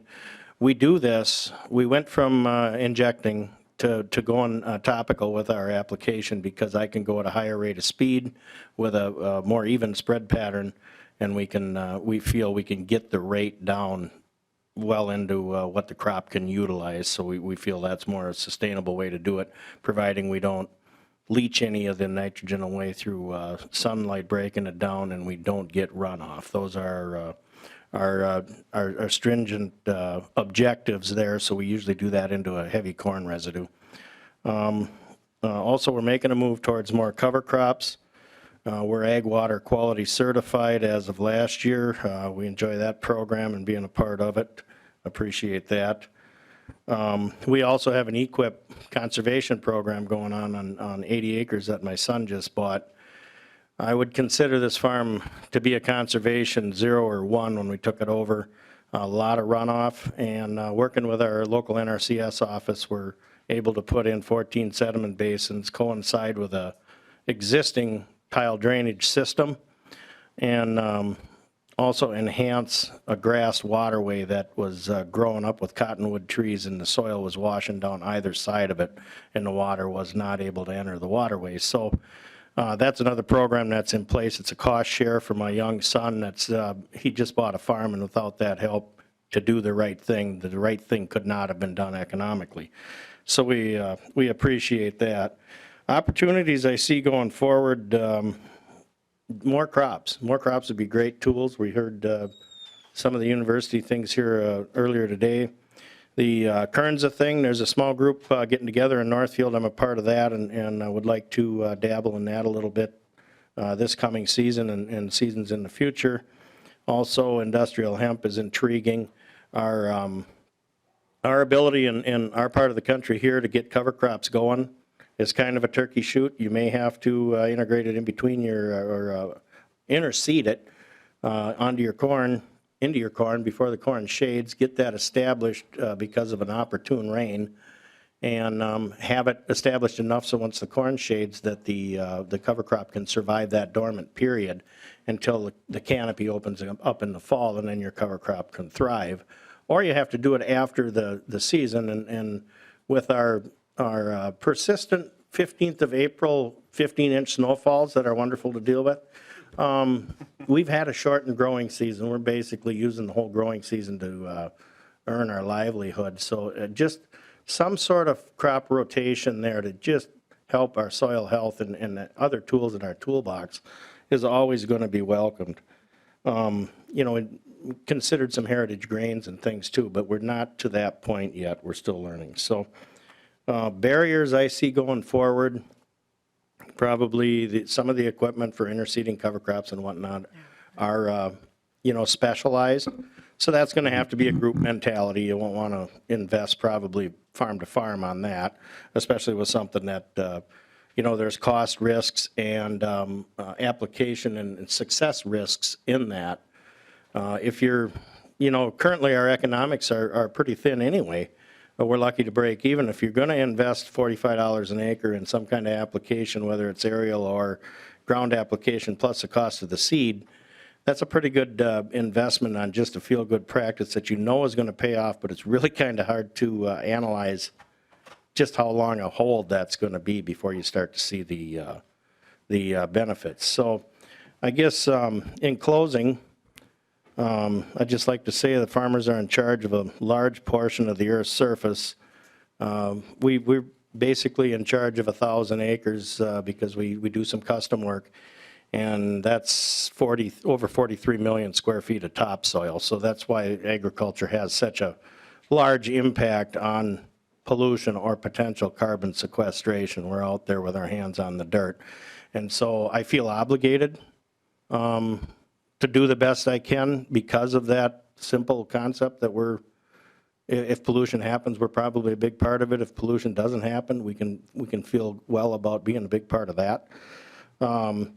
So in order to be self-sustaining, I feel Minnesota agriculture and its farmers will be on the first line of defense of the changing weather patterns and climate change. But the challenge we as farmers face for market consolidation and rising costs due to the monopolies and mergers on the supply side of our production make it very difficult to play the long game and do the right thing. But even with these challenges, I'm eager to partner with other farmers and all of you to help make sure that agriculture plays a significant role in combating changing weather patterns and climate change. So thank you again for holding this hearing on this important topic. I'll be happy to try and answer any of your questions. Thank you. Thank you. And questions? Representative Hamilton? Thank you, Chair Poppy. Mr. Peterson, you mentioned that you're applying manure on your corn residue. So then are you growing corn on corn to best utilize those nutrients? Chair Poppy, and thank you, Rod.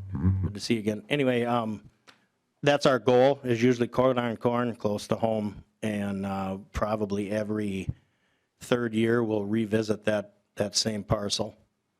We've just got a 400 head finishing barn there, so we don't have an enormous amount of liquid manure, but we like to get it over as many acres as we can, just because there's nutrients and trace elements in hog manure you can't get from a fertilizer truck, and we want to use it as a resource, and we try to treat as much of the soil as we can, and our ability to hold it still helps with that corn residue and the stubble from the year before. Thank you. Yes, Representative Lippert. Thanks, Chair Poppy. This is a question from Mike. It's good to see you. Thank you for sharing today. I just had a question as you're talking about equipment needed, specialized equipment, and the group mentality that would be best for addressing that. I wonder if you could say more about that, what that would look like. I was just in a conversation a little bit earlier about best ways to think about structuring incentives to help farmers with equipment, but what would a group mentality look like for you? Chair Poppy, thank you, Todd. Some of that's going on already. There's a group of farmers that took an initiative out towards the Dundas, Minnesota area, and they're aerial applying, but they're working together with ordering the seed. They're lining up they work out of the Faribault Airport to load the airplane.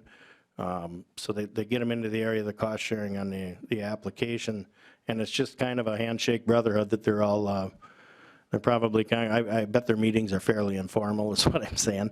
And then also in our county, Rice County, the NRCS has a machine, an aerial interseeder, not aerial, but I mean ground air interseeder, non-ground engaging.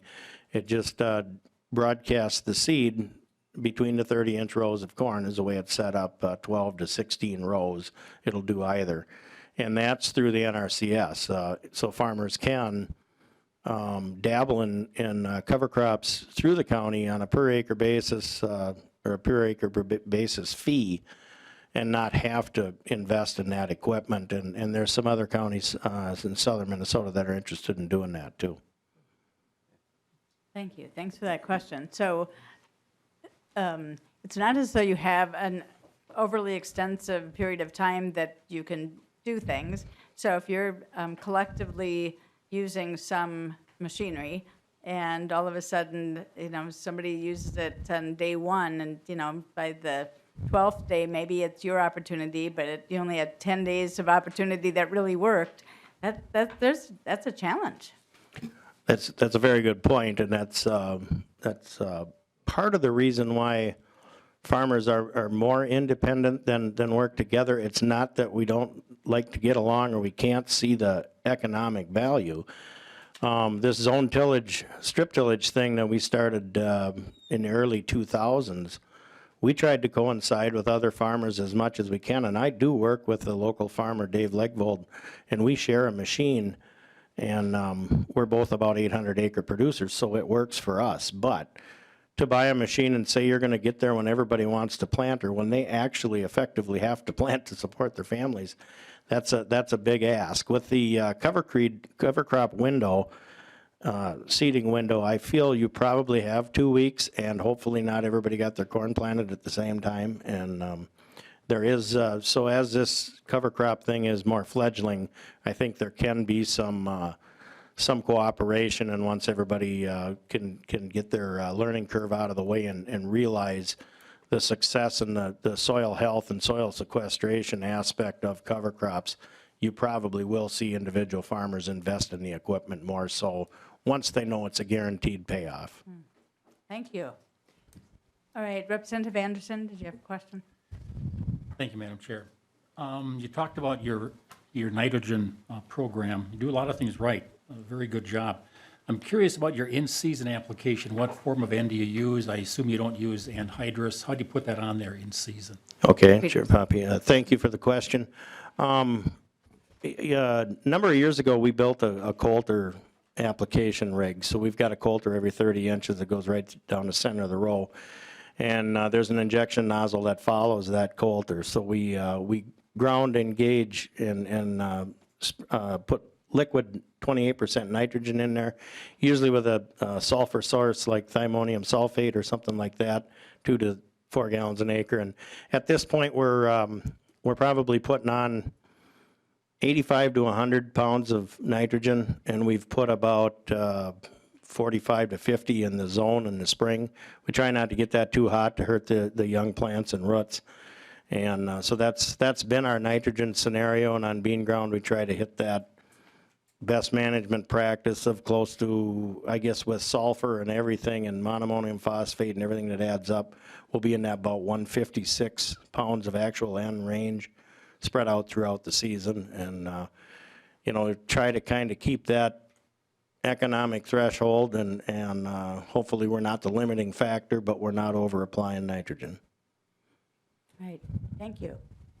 All right, thank you both for the presentation, the information. Appreciate that you came today and gave us that information. So next we have George Booty and Caleb Anderson. If the two of you want to come up, that might work.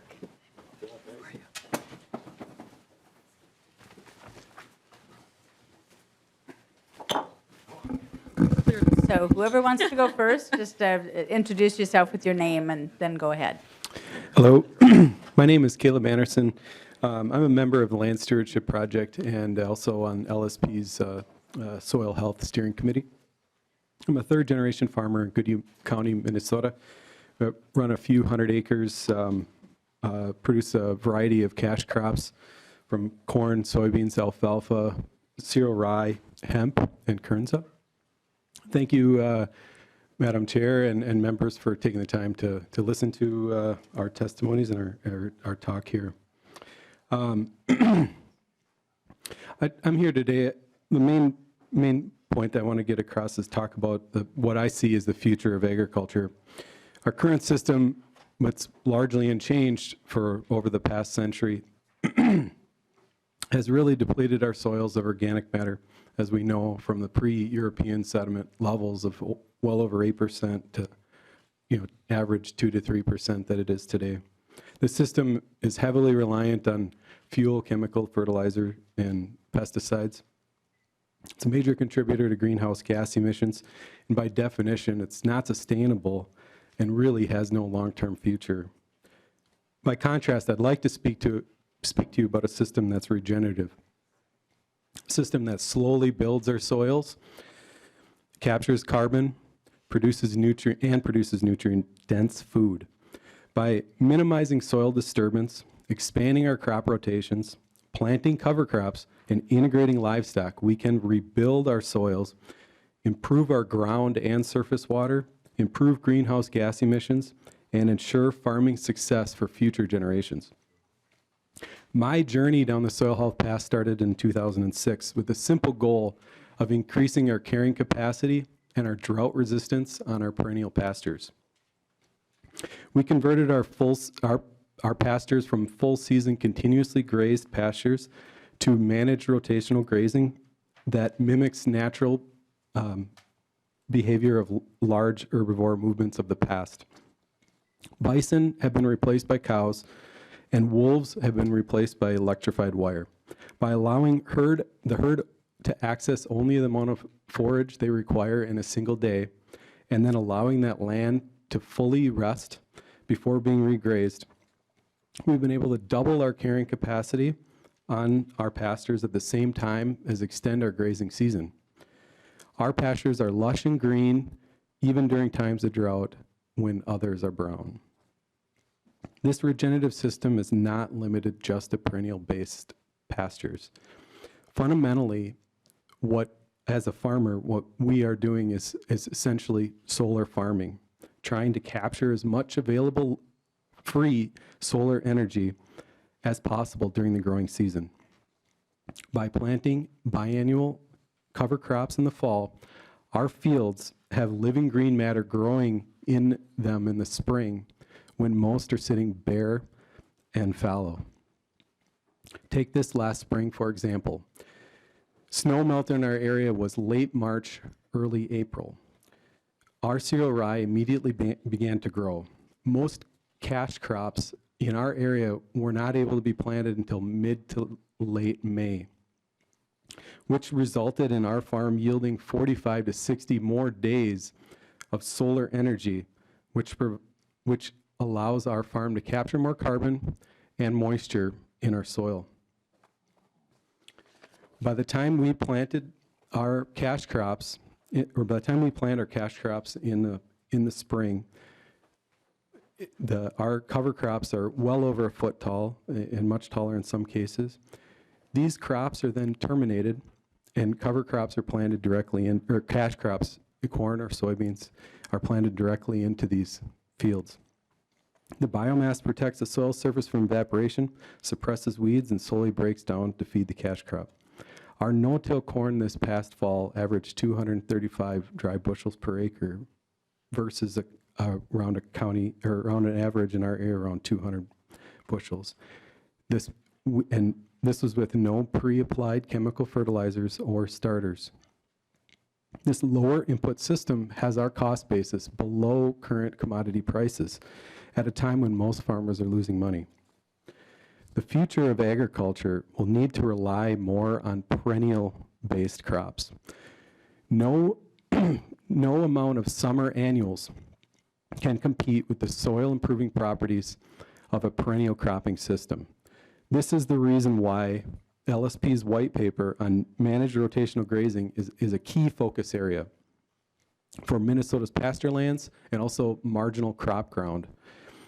It is also the reason why the University of Minnesota's work with perennial crops such as Kernza is so vital. I am working with the University of Minnesota on a grazing study of Kernza and how grazing affects subsequent yields. And this is an area that needs more research and needs more investment. A regenerative system fundamentally is a mindset change. It utilizes life to capture nutrients, suppress weeds, and improve soil health for the plants that are growing in it. Building organic matter via carbon sequestration is a biological process. No money can buy it, no machinery can create it. But it is 100% scalable across the whole of agriculture. The principles of soil health, armoring the surface, having a living root in the soil of all times, minimizing disturbance and increasing crop diversity, and integrating livestock on all acres can be applied anywhere, including this great state of Minnesota. We need to be investing in farming practices that are regenerative via on-farm research, technical and financial assistance for farmers such as myself, and farmer education programs, especially for those that are newer to regenerative agriculture. Additionally, farmers need more options for crops, such as the emerging markets of corn, hemp, and we heard about winter camelina as well. Our current farm policies are geared towards large operations via federally subsidized crop insurance, subsidizing small list of cash crops such as corn and soybeans. This needs to change. I believe the renaissance in agriculture is going to come from small to medium-sized farms, is that they're better able to adapt and they're more motivated for change. This past summer, I had the privilege of hosting the commissioner of the MPCA, Laura Bishop, and the assistant commissioner, Katrina Kessler, on our farm and spoke about these topics as well. I'd be happy to host any of you if you have any interest in learning more about these practices. But I agree with Mike and the other farmer speakers here. Investment in terms of equipment is a big limiting factor for me as well. We do not have our own, even though we're no-till planting, I contract with my neighbor for planting all of our cash crops. And cover crops, I actually use the no-till planter that's provided from the Soil and Water Conservation District in Goodhue County. And I think that'd be a great area to expand and invest. One of the obstacles for me is the availability of getting that equipment. And if there was, in this case, there's only one for the entire county. The cost of the equipment's on the order of $50,000. If we were able to have more equipment, we can expedite our planting when it's more timely. Thank you for your time. Thank you. And Mr. Booty? Is that correct? Madam Chair and representatives, my name is George Booty, and I'm Science and Special Projects Lead for Land Stewardship Project, which is a primarily farm and rural organization based in Minnesota with 4,500 members, a third of whom are farmers. I do have some materials to hand out to the committee if that's possible. If we have a page, just Thank you. grab his. And thank you for your time today on this topic. As we've heard this morning and from the University of Minnesota and other farmers here on the panel, Natural Resources Conservation Service soil scientist Justin Morris says grazing livestock are the, quote, rock stars of building soil health, unquote. When they're out in the land in well-managed rotational grazing systems, as Caleb mentioned, where pastures are divided into smaller units with fencing, Sheep and cattle are moved frequently, and vegetation is given time to grow again before being regrazed. Caleb is among a growing set of farmers who rebuild soil health by grazing on their pastures and/or through the use of multiple species cover crops and annual cropping systems and perennial crops. They see firsthand benefits for their operations, for the land, that include increased resilience in the face of extreme weather and market volatility. Caleb also represents a wider group of crop and livestock farmers who are curious about soil health. For example, Land Stewardship Project Soil Builders Network is now 700 farmers strong, and workshops are standing room only.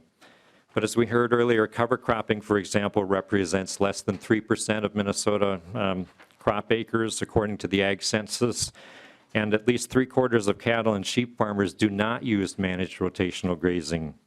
So the potential for increasing carbon sequestration through improved soil health is therefore huge, and public policy must play a significant role in advancing adoption and overcoming barriers.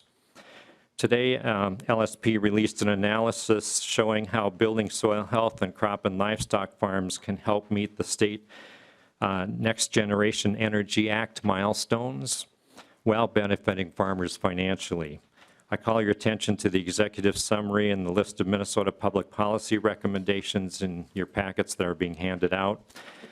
As this report makes clear, reaching our climate mitigation goals will require Minnesota to make investments large enough to match the scale of what we're facing in both the farm and climate crises.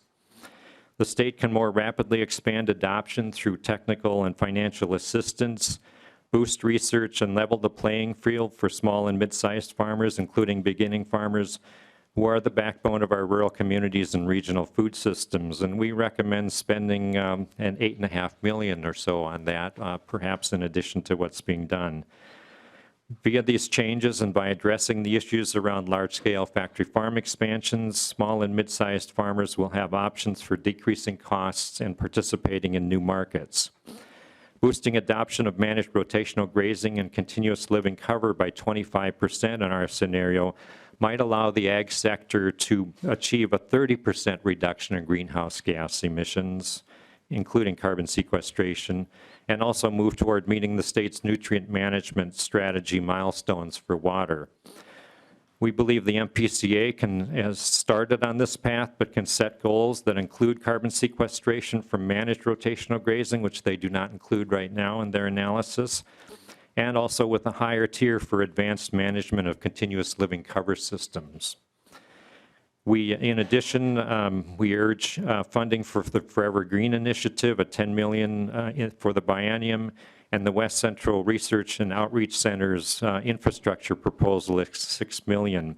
You saw slides of the cattle grazing under solar collectors. They're showing how we can get 2 solar energy crops annually through grass and electrons by grazing cattle under solar collectors. So besides forestry, agriculture is the only greenhouse gas emission sector in Minnesota that can become a carbon sink. We urge you to seize the opportunity. And thank you for your time. Thank you. Are there any questions? I don't see any. Thank you to the two of you. Appreciate that you came to be able to provide testimony.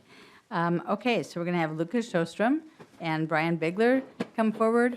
And just a note, Tom Slaneka is not able to come today, and Kevin Papp was scheduled, but because of the Biofuels Task Force, he is attending that and is unable to be here. So, so welcome, and we'll just have you go ahead. Yeah, Madam Chair, for the record, Lucas Sjostrom, Executive Director at Minnesota Milk, and also champion of manure and alfalfa. And I'm glad manure was brought up today. I'm kind of disappointed, not in any of you, but in maybe our job of how much we haven't talked about alfalfa the past 10 years. When you talk about cover crop, a crop with multiple markets, a crop that is perennial, a crop that people already know how to use, alfalfa should be in the mix. And I'd love to see the Forever Green program when they kind of tout their crops that they really like that can be used as oils, used as livestock feed, used as cover crops. I'd love them to see alfalfa added to that mix because it's already here and ready. And if you look at our top 4 crops in the country, you'll hear more about corn and what they're doing in a second, but also soybeans, wheat, and alfalfa are our top 4 crops. One of the reasons I believe they are our top 4 crops is because they have multiple markets. And so if we go trying to invent and invigorate and through genetics research make new crops that farmers can use, and we don't have multiple markets available all the time, I fear the long-term availability of those crops. If you've heard of Kernza, and we've heard it many times today, it's a green version of Kernza, only better because you can feed it to cows. The acreage peaked in 2003 nationwide, but we've fallen about 20% since that level. One of the big ways to bring back alfalfa is get more cows out on our land.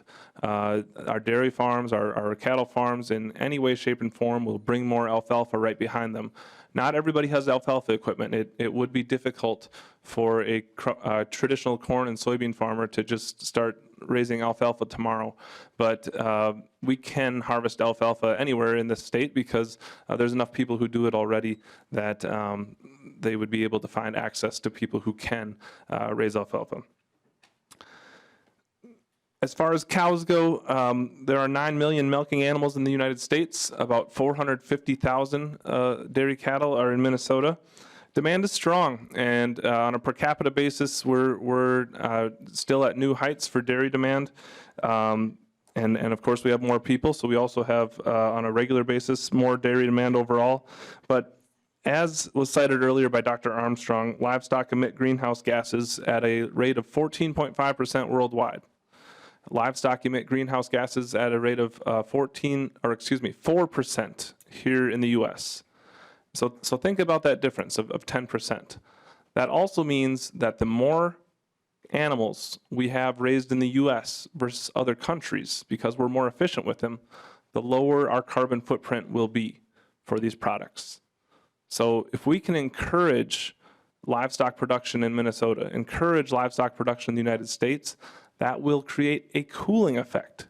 And this isn't just me saying this. You can look at Dr. Frank Mitloehner, UC Davis, a professor there at a land-grant college. He has just piles and piles of information on this. And one of the things he did way back in 2006, a report that kind of pinpointed cows as the bad guy in this whole thing, was an international report that came out and said that cows and animal agriculture put out more emissions than transportation. That's not true, first of all. In the U.S., it's very much not true, and he got them to rebut that. But those terms that they used originally keep being used over and over and over. So if you think about that in another way, transportation, energy, and other industries such as cement, all vital things we need, but those three would add up to about 80% of the U.S. greenhouse gas emissions, whereas dairy is 2.2%.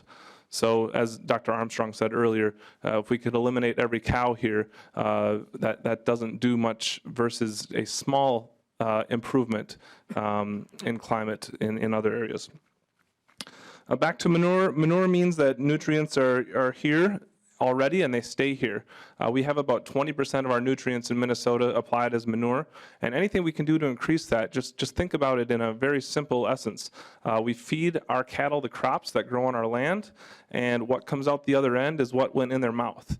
And so if we're taking fertilizer from other places, we are bringing in nutrients that could potentially leach, nutrients that can go elsewhere.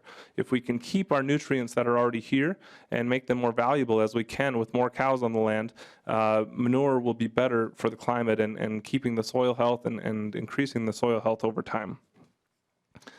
We're not helping the climate through our current regulatory structure of permitting. And as I said, if we can get more cattle in Minnesota, you are going to create a cooling effect because these are commodities. And if we have more cattle in Minnesota that are producing profitably, 1 cow here, for example, would be equal to 3 cows in Mexico or 20 cows in India. So if we can bring cows around the world here, as they're more efficient, you will create a cooling effect by agriculture. As was said earlier, agriculture can be a sink. We produce the food. I think it's an okay place to deposit, have some of our carbon come from, but we can get pretty close to zero. Dairy, we have a goal of reducing our greenhouse gas nationwide by 25%, and that's not going to be too hard to achieve. We're looking at what we can do above and beyond that. And having our current permitting structure improved will allow us to do that with fewer cows as they get more and more efficient.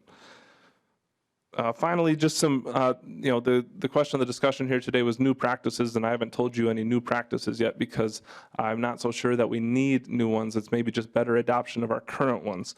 However, that being said, I'm part of a working group called HASP, the Headwaters Area Sustainability Partnership, along with Environmental Initiative, the Nature Conservancy, Compeer, Minnesota Milk, Midwest Dairy, AMPI has a representative, Ag-Centric, and the Stearns Soil Water Conservation District. And we're working, as was said earlier, to find ways to improve the environment, whether that's climate, land, air, water, through things that are at no cost to dairy farmers in central Minnesota and other farmers as well.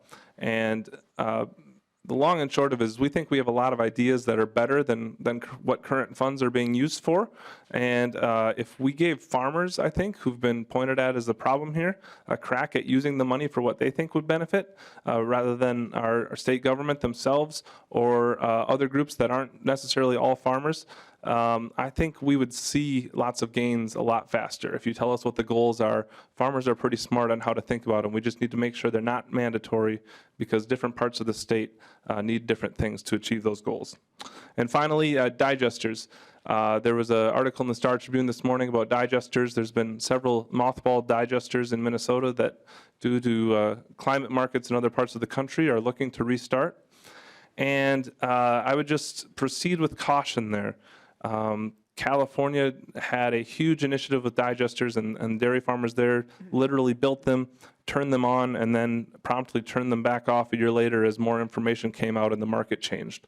My own family was the site of a digester back in 2008, and I would tell you how much money we lost, but to go into all the nuances of how we lost that money would be too great. Again, the markets change in these things, so stay market focused, and with that, I will end my comments with any questions. Thank you. Representative Hamilton. Thank you, Chair Poppy. And to the testifier, could you please comment on the Minnesota Pollution Control Agency requiring a plan to address greenhouse gas emissions in order to get a permit? Mr. Sjostrom. Yeah, Madam Chair, Representative Hamilton. So, of course, the Court of Appeals is the group that chose to force this in all projects, starting with one feedlot that is a dairy. And then the Pollution Control Agency had, I think, an opportunity to say that the science isn't out yet, but according to them, they thought the best way forward was to require this going there. So just to be clear, I think we need to look back to the law and how the Court of Appeals interpreted that. The Pollution Control Agency was in a, I think, pretty difficult spot to do anything besides what they did. They maybe had other options, but internally they felt this was the best way forward. But in terms of climate, and I think their overall goal of taking an inventory, again, in terms of agriculture, because every year we improve, any inventory is going to be out of date, and because it's not taking in the global scenario of climate, it's not really fair to say that this is a problem.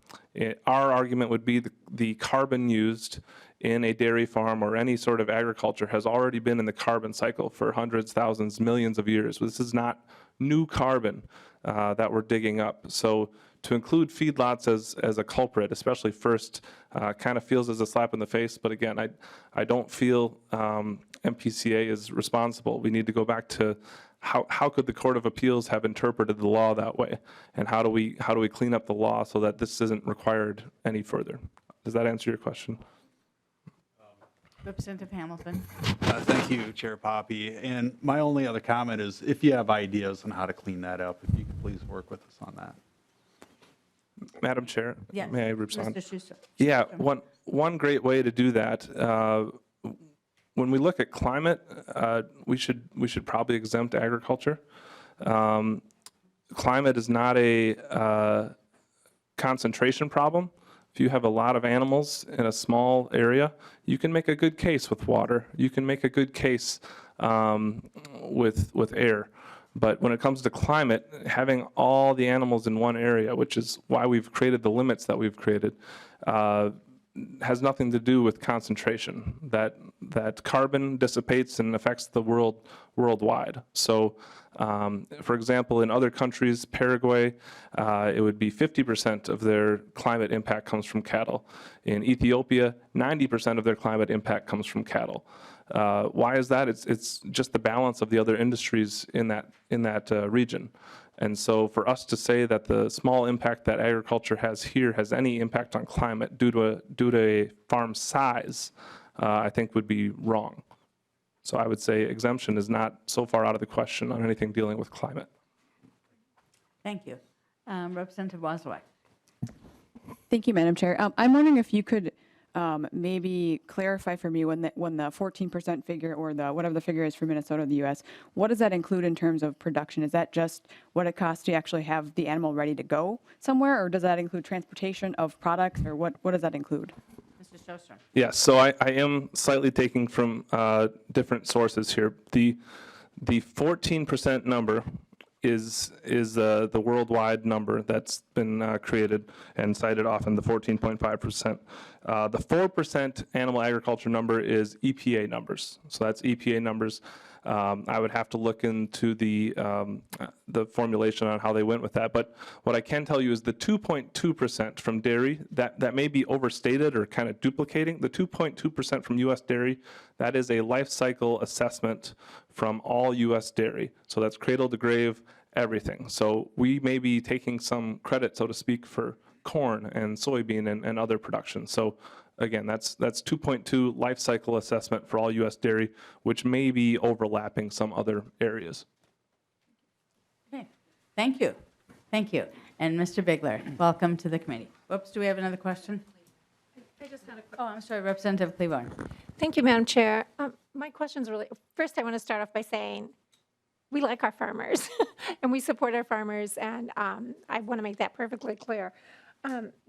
The question, you kept talking about permitting hampers agriculture, and I just want to know if it's just a permitting question that you discussed with Representative Hamilton, or was there something more that you wanted us to know, because it's kind of a broad statement.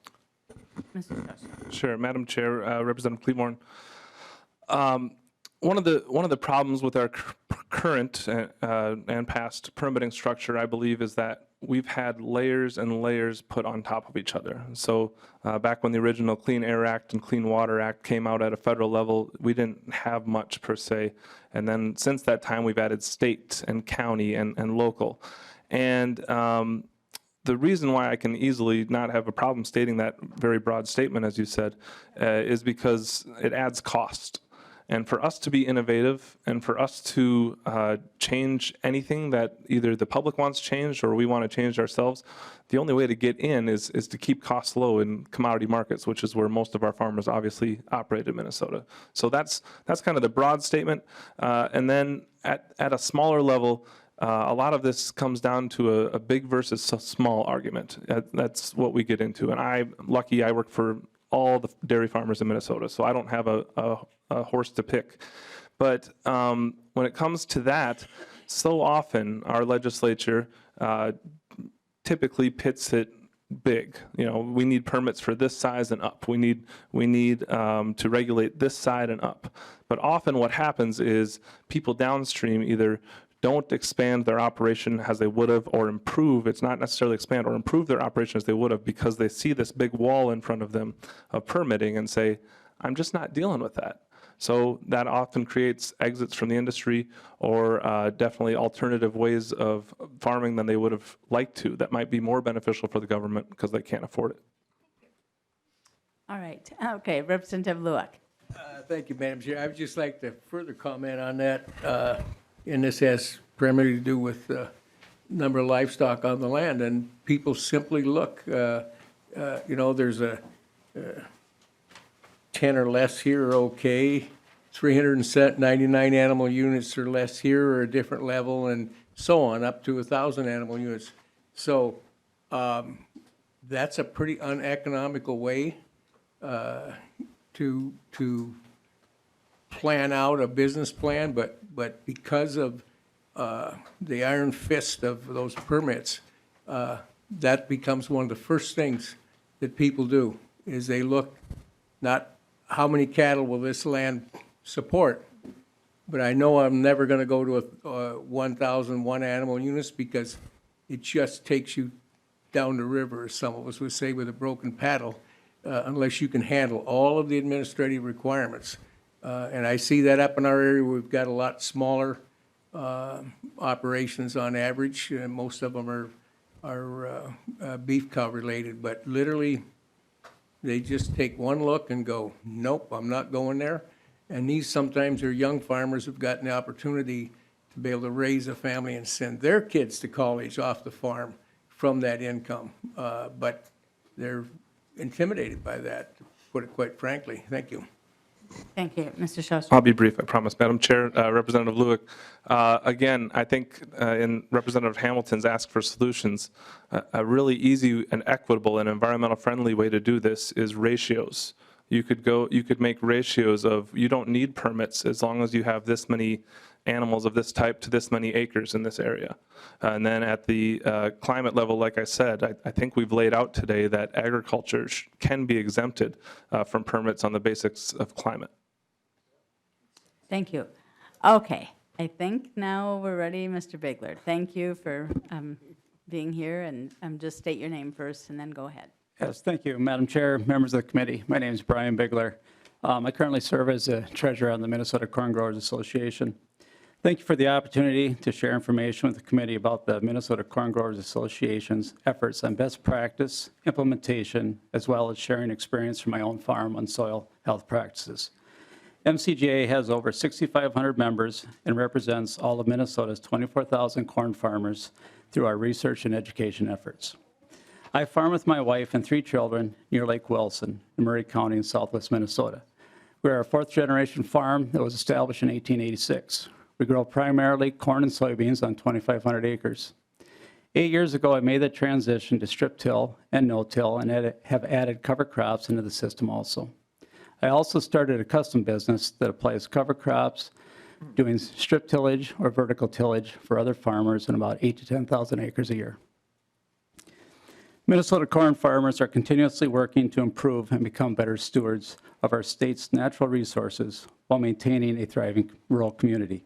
That's why in 2016, MCGA made a commitment to an ambitious goal.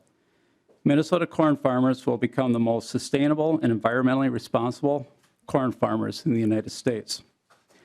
MCGA's approach to sustainability is made up of 3 equally important elements, all of which are related to and influence each other: people, planet, and profit. In addition to serving as board officer for Minnesota Corn Growers, I also serve as chair of our discovery and development team, which directs the investment of corn checkoff resources into research, innovation, implementation, and education that sets the stage for a more profitable and sustainable future for our Minnesota corn farmers. I'd like to highlight MCGA research investments that are providing farmers the tools they need to manage resources while improving profitability, and conclude by talking about soil health and best practice implementation on my own farm. During the 2019 legislative session, the House Agriculture and Food Finance held a committee hearing focused on examples of innovation in agriculture. MCGA highlighted 2 specific examples: ethanol and renewable fuel infrastructure and sustainable polymers that offers a high-value, environmentally friendly replacement for petroleum in a variety of consumer and industrial products. Each of these examples, renewable fuels and sustainable products, represent opportunities for agriculture to help reduce carbon emissions in our transportation, fuel, and product supply. I would encourage committee members to review the previous testimony or materials for specifics on these examples. Today, I have 2 examples to share of MCGA investments and best practice adoption that deliver multiple environmental benefits, including reducing carbon emissions. One example is the Nitrogen Smart partnership with the University of Minnesota Extension. The second example is the MCGA Innovation Grant Program. The Nitrogen Smart Partnership takes third-party research, in this case, best management practices for nitrogen applications, and focuses on practice implementation through education and training. The program consists of a 3-hour training on how nitrogen behaves in the environment and how this affects nitrogen fertilizer management. There have been 25 meetings for the last 2 years with an attendance of approximately 600. Through post-meeting evaluations, 3 out of 4 meeting attendees have report changing at least one practice to improve nitrogen use efficiency. Using U of M survey data, it is estimated that the annual reduction in applied nitrogen by attendees is 2.2 million pounds, which means an average savings of about $5,000 per attendee.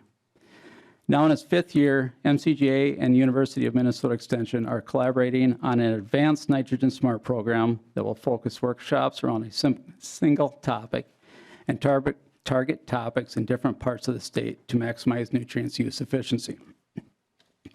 An advanced nitrogen smart course will dive into the 4 R's of nutrient management: right source, at the right rate, at the right time, and in the right place.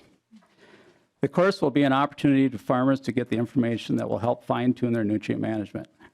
The program has also expanded to different parts of the state and offering more course options. You can learn more at our website, mncorn.org. My second highlight is the MCGA Innovation Grant Program. The MCGA Innovation Grant Program is in its 5th year. The program was started with the premise that some of the greatest challenges facing corn farmers may have solutions that growers have already thought of or had insight to try. Turn too many pages. Innovations like these can be furthered through small grants to farmers to test the idea of a limited scale for workability and potential to help other farmers address identical challenges on their operations. The program has invested over $580,000 in 57 farmer-led research projects, bringing novel solutions to prevent nutrient loss to the farm. The Innovation Grant Program has added a focus on the economics of sustainable practices and investigated ideas and methods that can document the economic benefits of practices have been difficult to quantify or account for in farm balance sheets. Farmers had used the program to build custom equipment to interseed cover crops while applying in-season nitrogen fertilizer during the growing season. Tested other novel practices for establishing cover crops or to make drainage systems more efficient. Fine-tuned nitrogen fertilizer rates and host field days to share progress and discuss new potential conservation practices. At Minnesota Ag Expo in Mankato last week, MCGA highlighted 5 farmer-led innovation grant projects to the hundreds of Minnesota farmers that attended the project. One of the projects profiled has focused on improved precision of application rates of injected liquid hog manure for meeting phosphorus needs while minimizing risk of nitrogen loss. This practice will also build soil organic carbon. We have provided for the committee an excerpt from the Minnesota Corn Growers Association's 2018 research directory, which has other examples of MCGA innovation grant projects. The full directory is available at mncorn.org.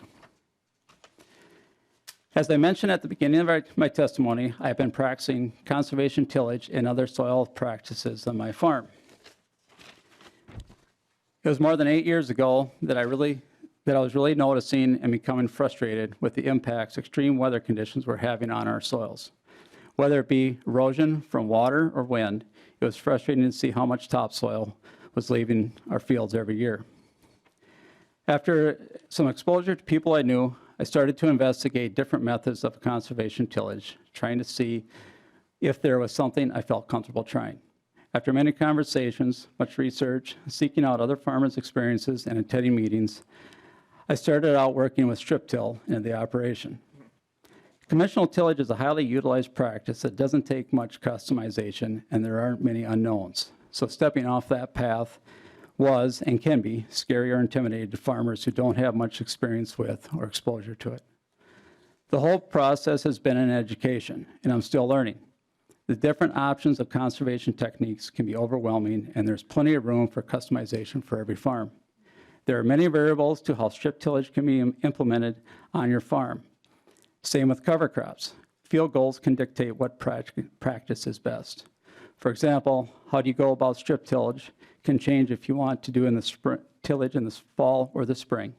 What cover crops you choose will vary based on whether you are using them for erosion control, nutrient management, or grazing livestock, or a combination. If you're thinking about no-till, you might need to change your other machinery, such as a planter, to best handle the soil and field conditions. You can see the complexity of these decisions could be overwhelming or intimidating to some. Implementing these practices does take perseverance. We've made mistakes, learned a lesson, and took that knowledge forward into future decisions. Everything is a chance to learn, never a reason to abandon the practice. I am by no means an expert on any single conservation practice, but 8 years in, I realized the impact people who had been doing these practices had on my decision-making, and feel the obligation to share our success and failure with other farmers considering the practices. I hope I can help them feel more comfortable trying something new. These conversations and mentorships can be a pivotal part of farmers learning and continuing versus abandoning it as unsuccessful on their farm. I also enjoy participating in groups such as the Soil Health Partnership. The data they collect from our fields will hopefully enable them to show the positive economic and soil health impacts these conservation practices have. I've also been certified in the Minnesota Ag Water Quality Program, and I have also been utilizing the CSP programs and the EQIP programs. I would never say never, but I cannot foresee any circumstances where our farm would ever go back to conservation tillage. Our success with it, in terms of things like soil health and erosion control, has been too beneficial. And each year we find a way to see how these practices have improved the health on our fields. Our soils have become much more resilient, able to stand up to the weather extremes we have experienced much more successfully. In turn, it has made field work much easier. We feel it has given us the ability to produce a more reliable crop, a crop able to withstand drought or excess moisture year after year. These practices have greatly reduced erosion from our fields also. I think we in agriculture have an opportunity to implement and utilize these practices to improve our local waters and soils, and beyond our local area too. Technology, precision technology, and an abundance of information and support being given now, things like the MCGA innovation grants, give us the opportunity to fulfill our mission and to be the most sustainable farmers in the country if we can continue to make strides in adoption of conservation practices year after year. Thank you. Thank you. Any questions? Thank you so much for coming and sharing your story too. Thank you, Appreciate it. Madam Chair. Yes, I don't see any other questions. I don't know if anybody has any other comments to make. I don't think so. So we're actually ahead of our schedule, which is good. But just a reminder, this was an informational hearing during our interim.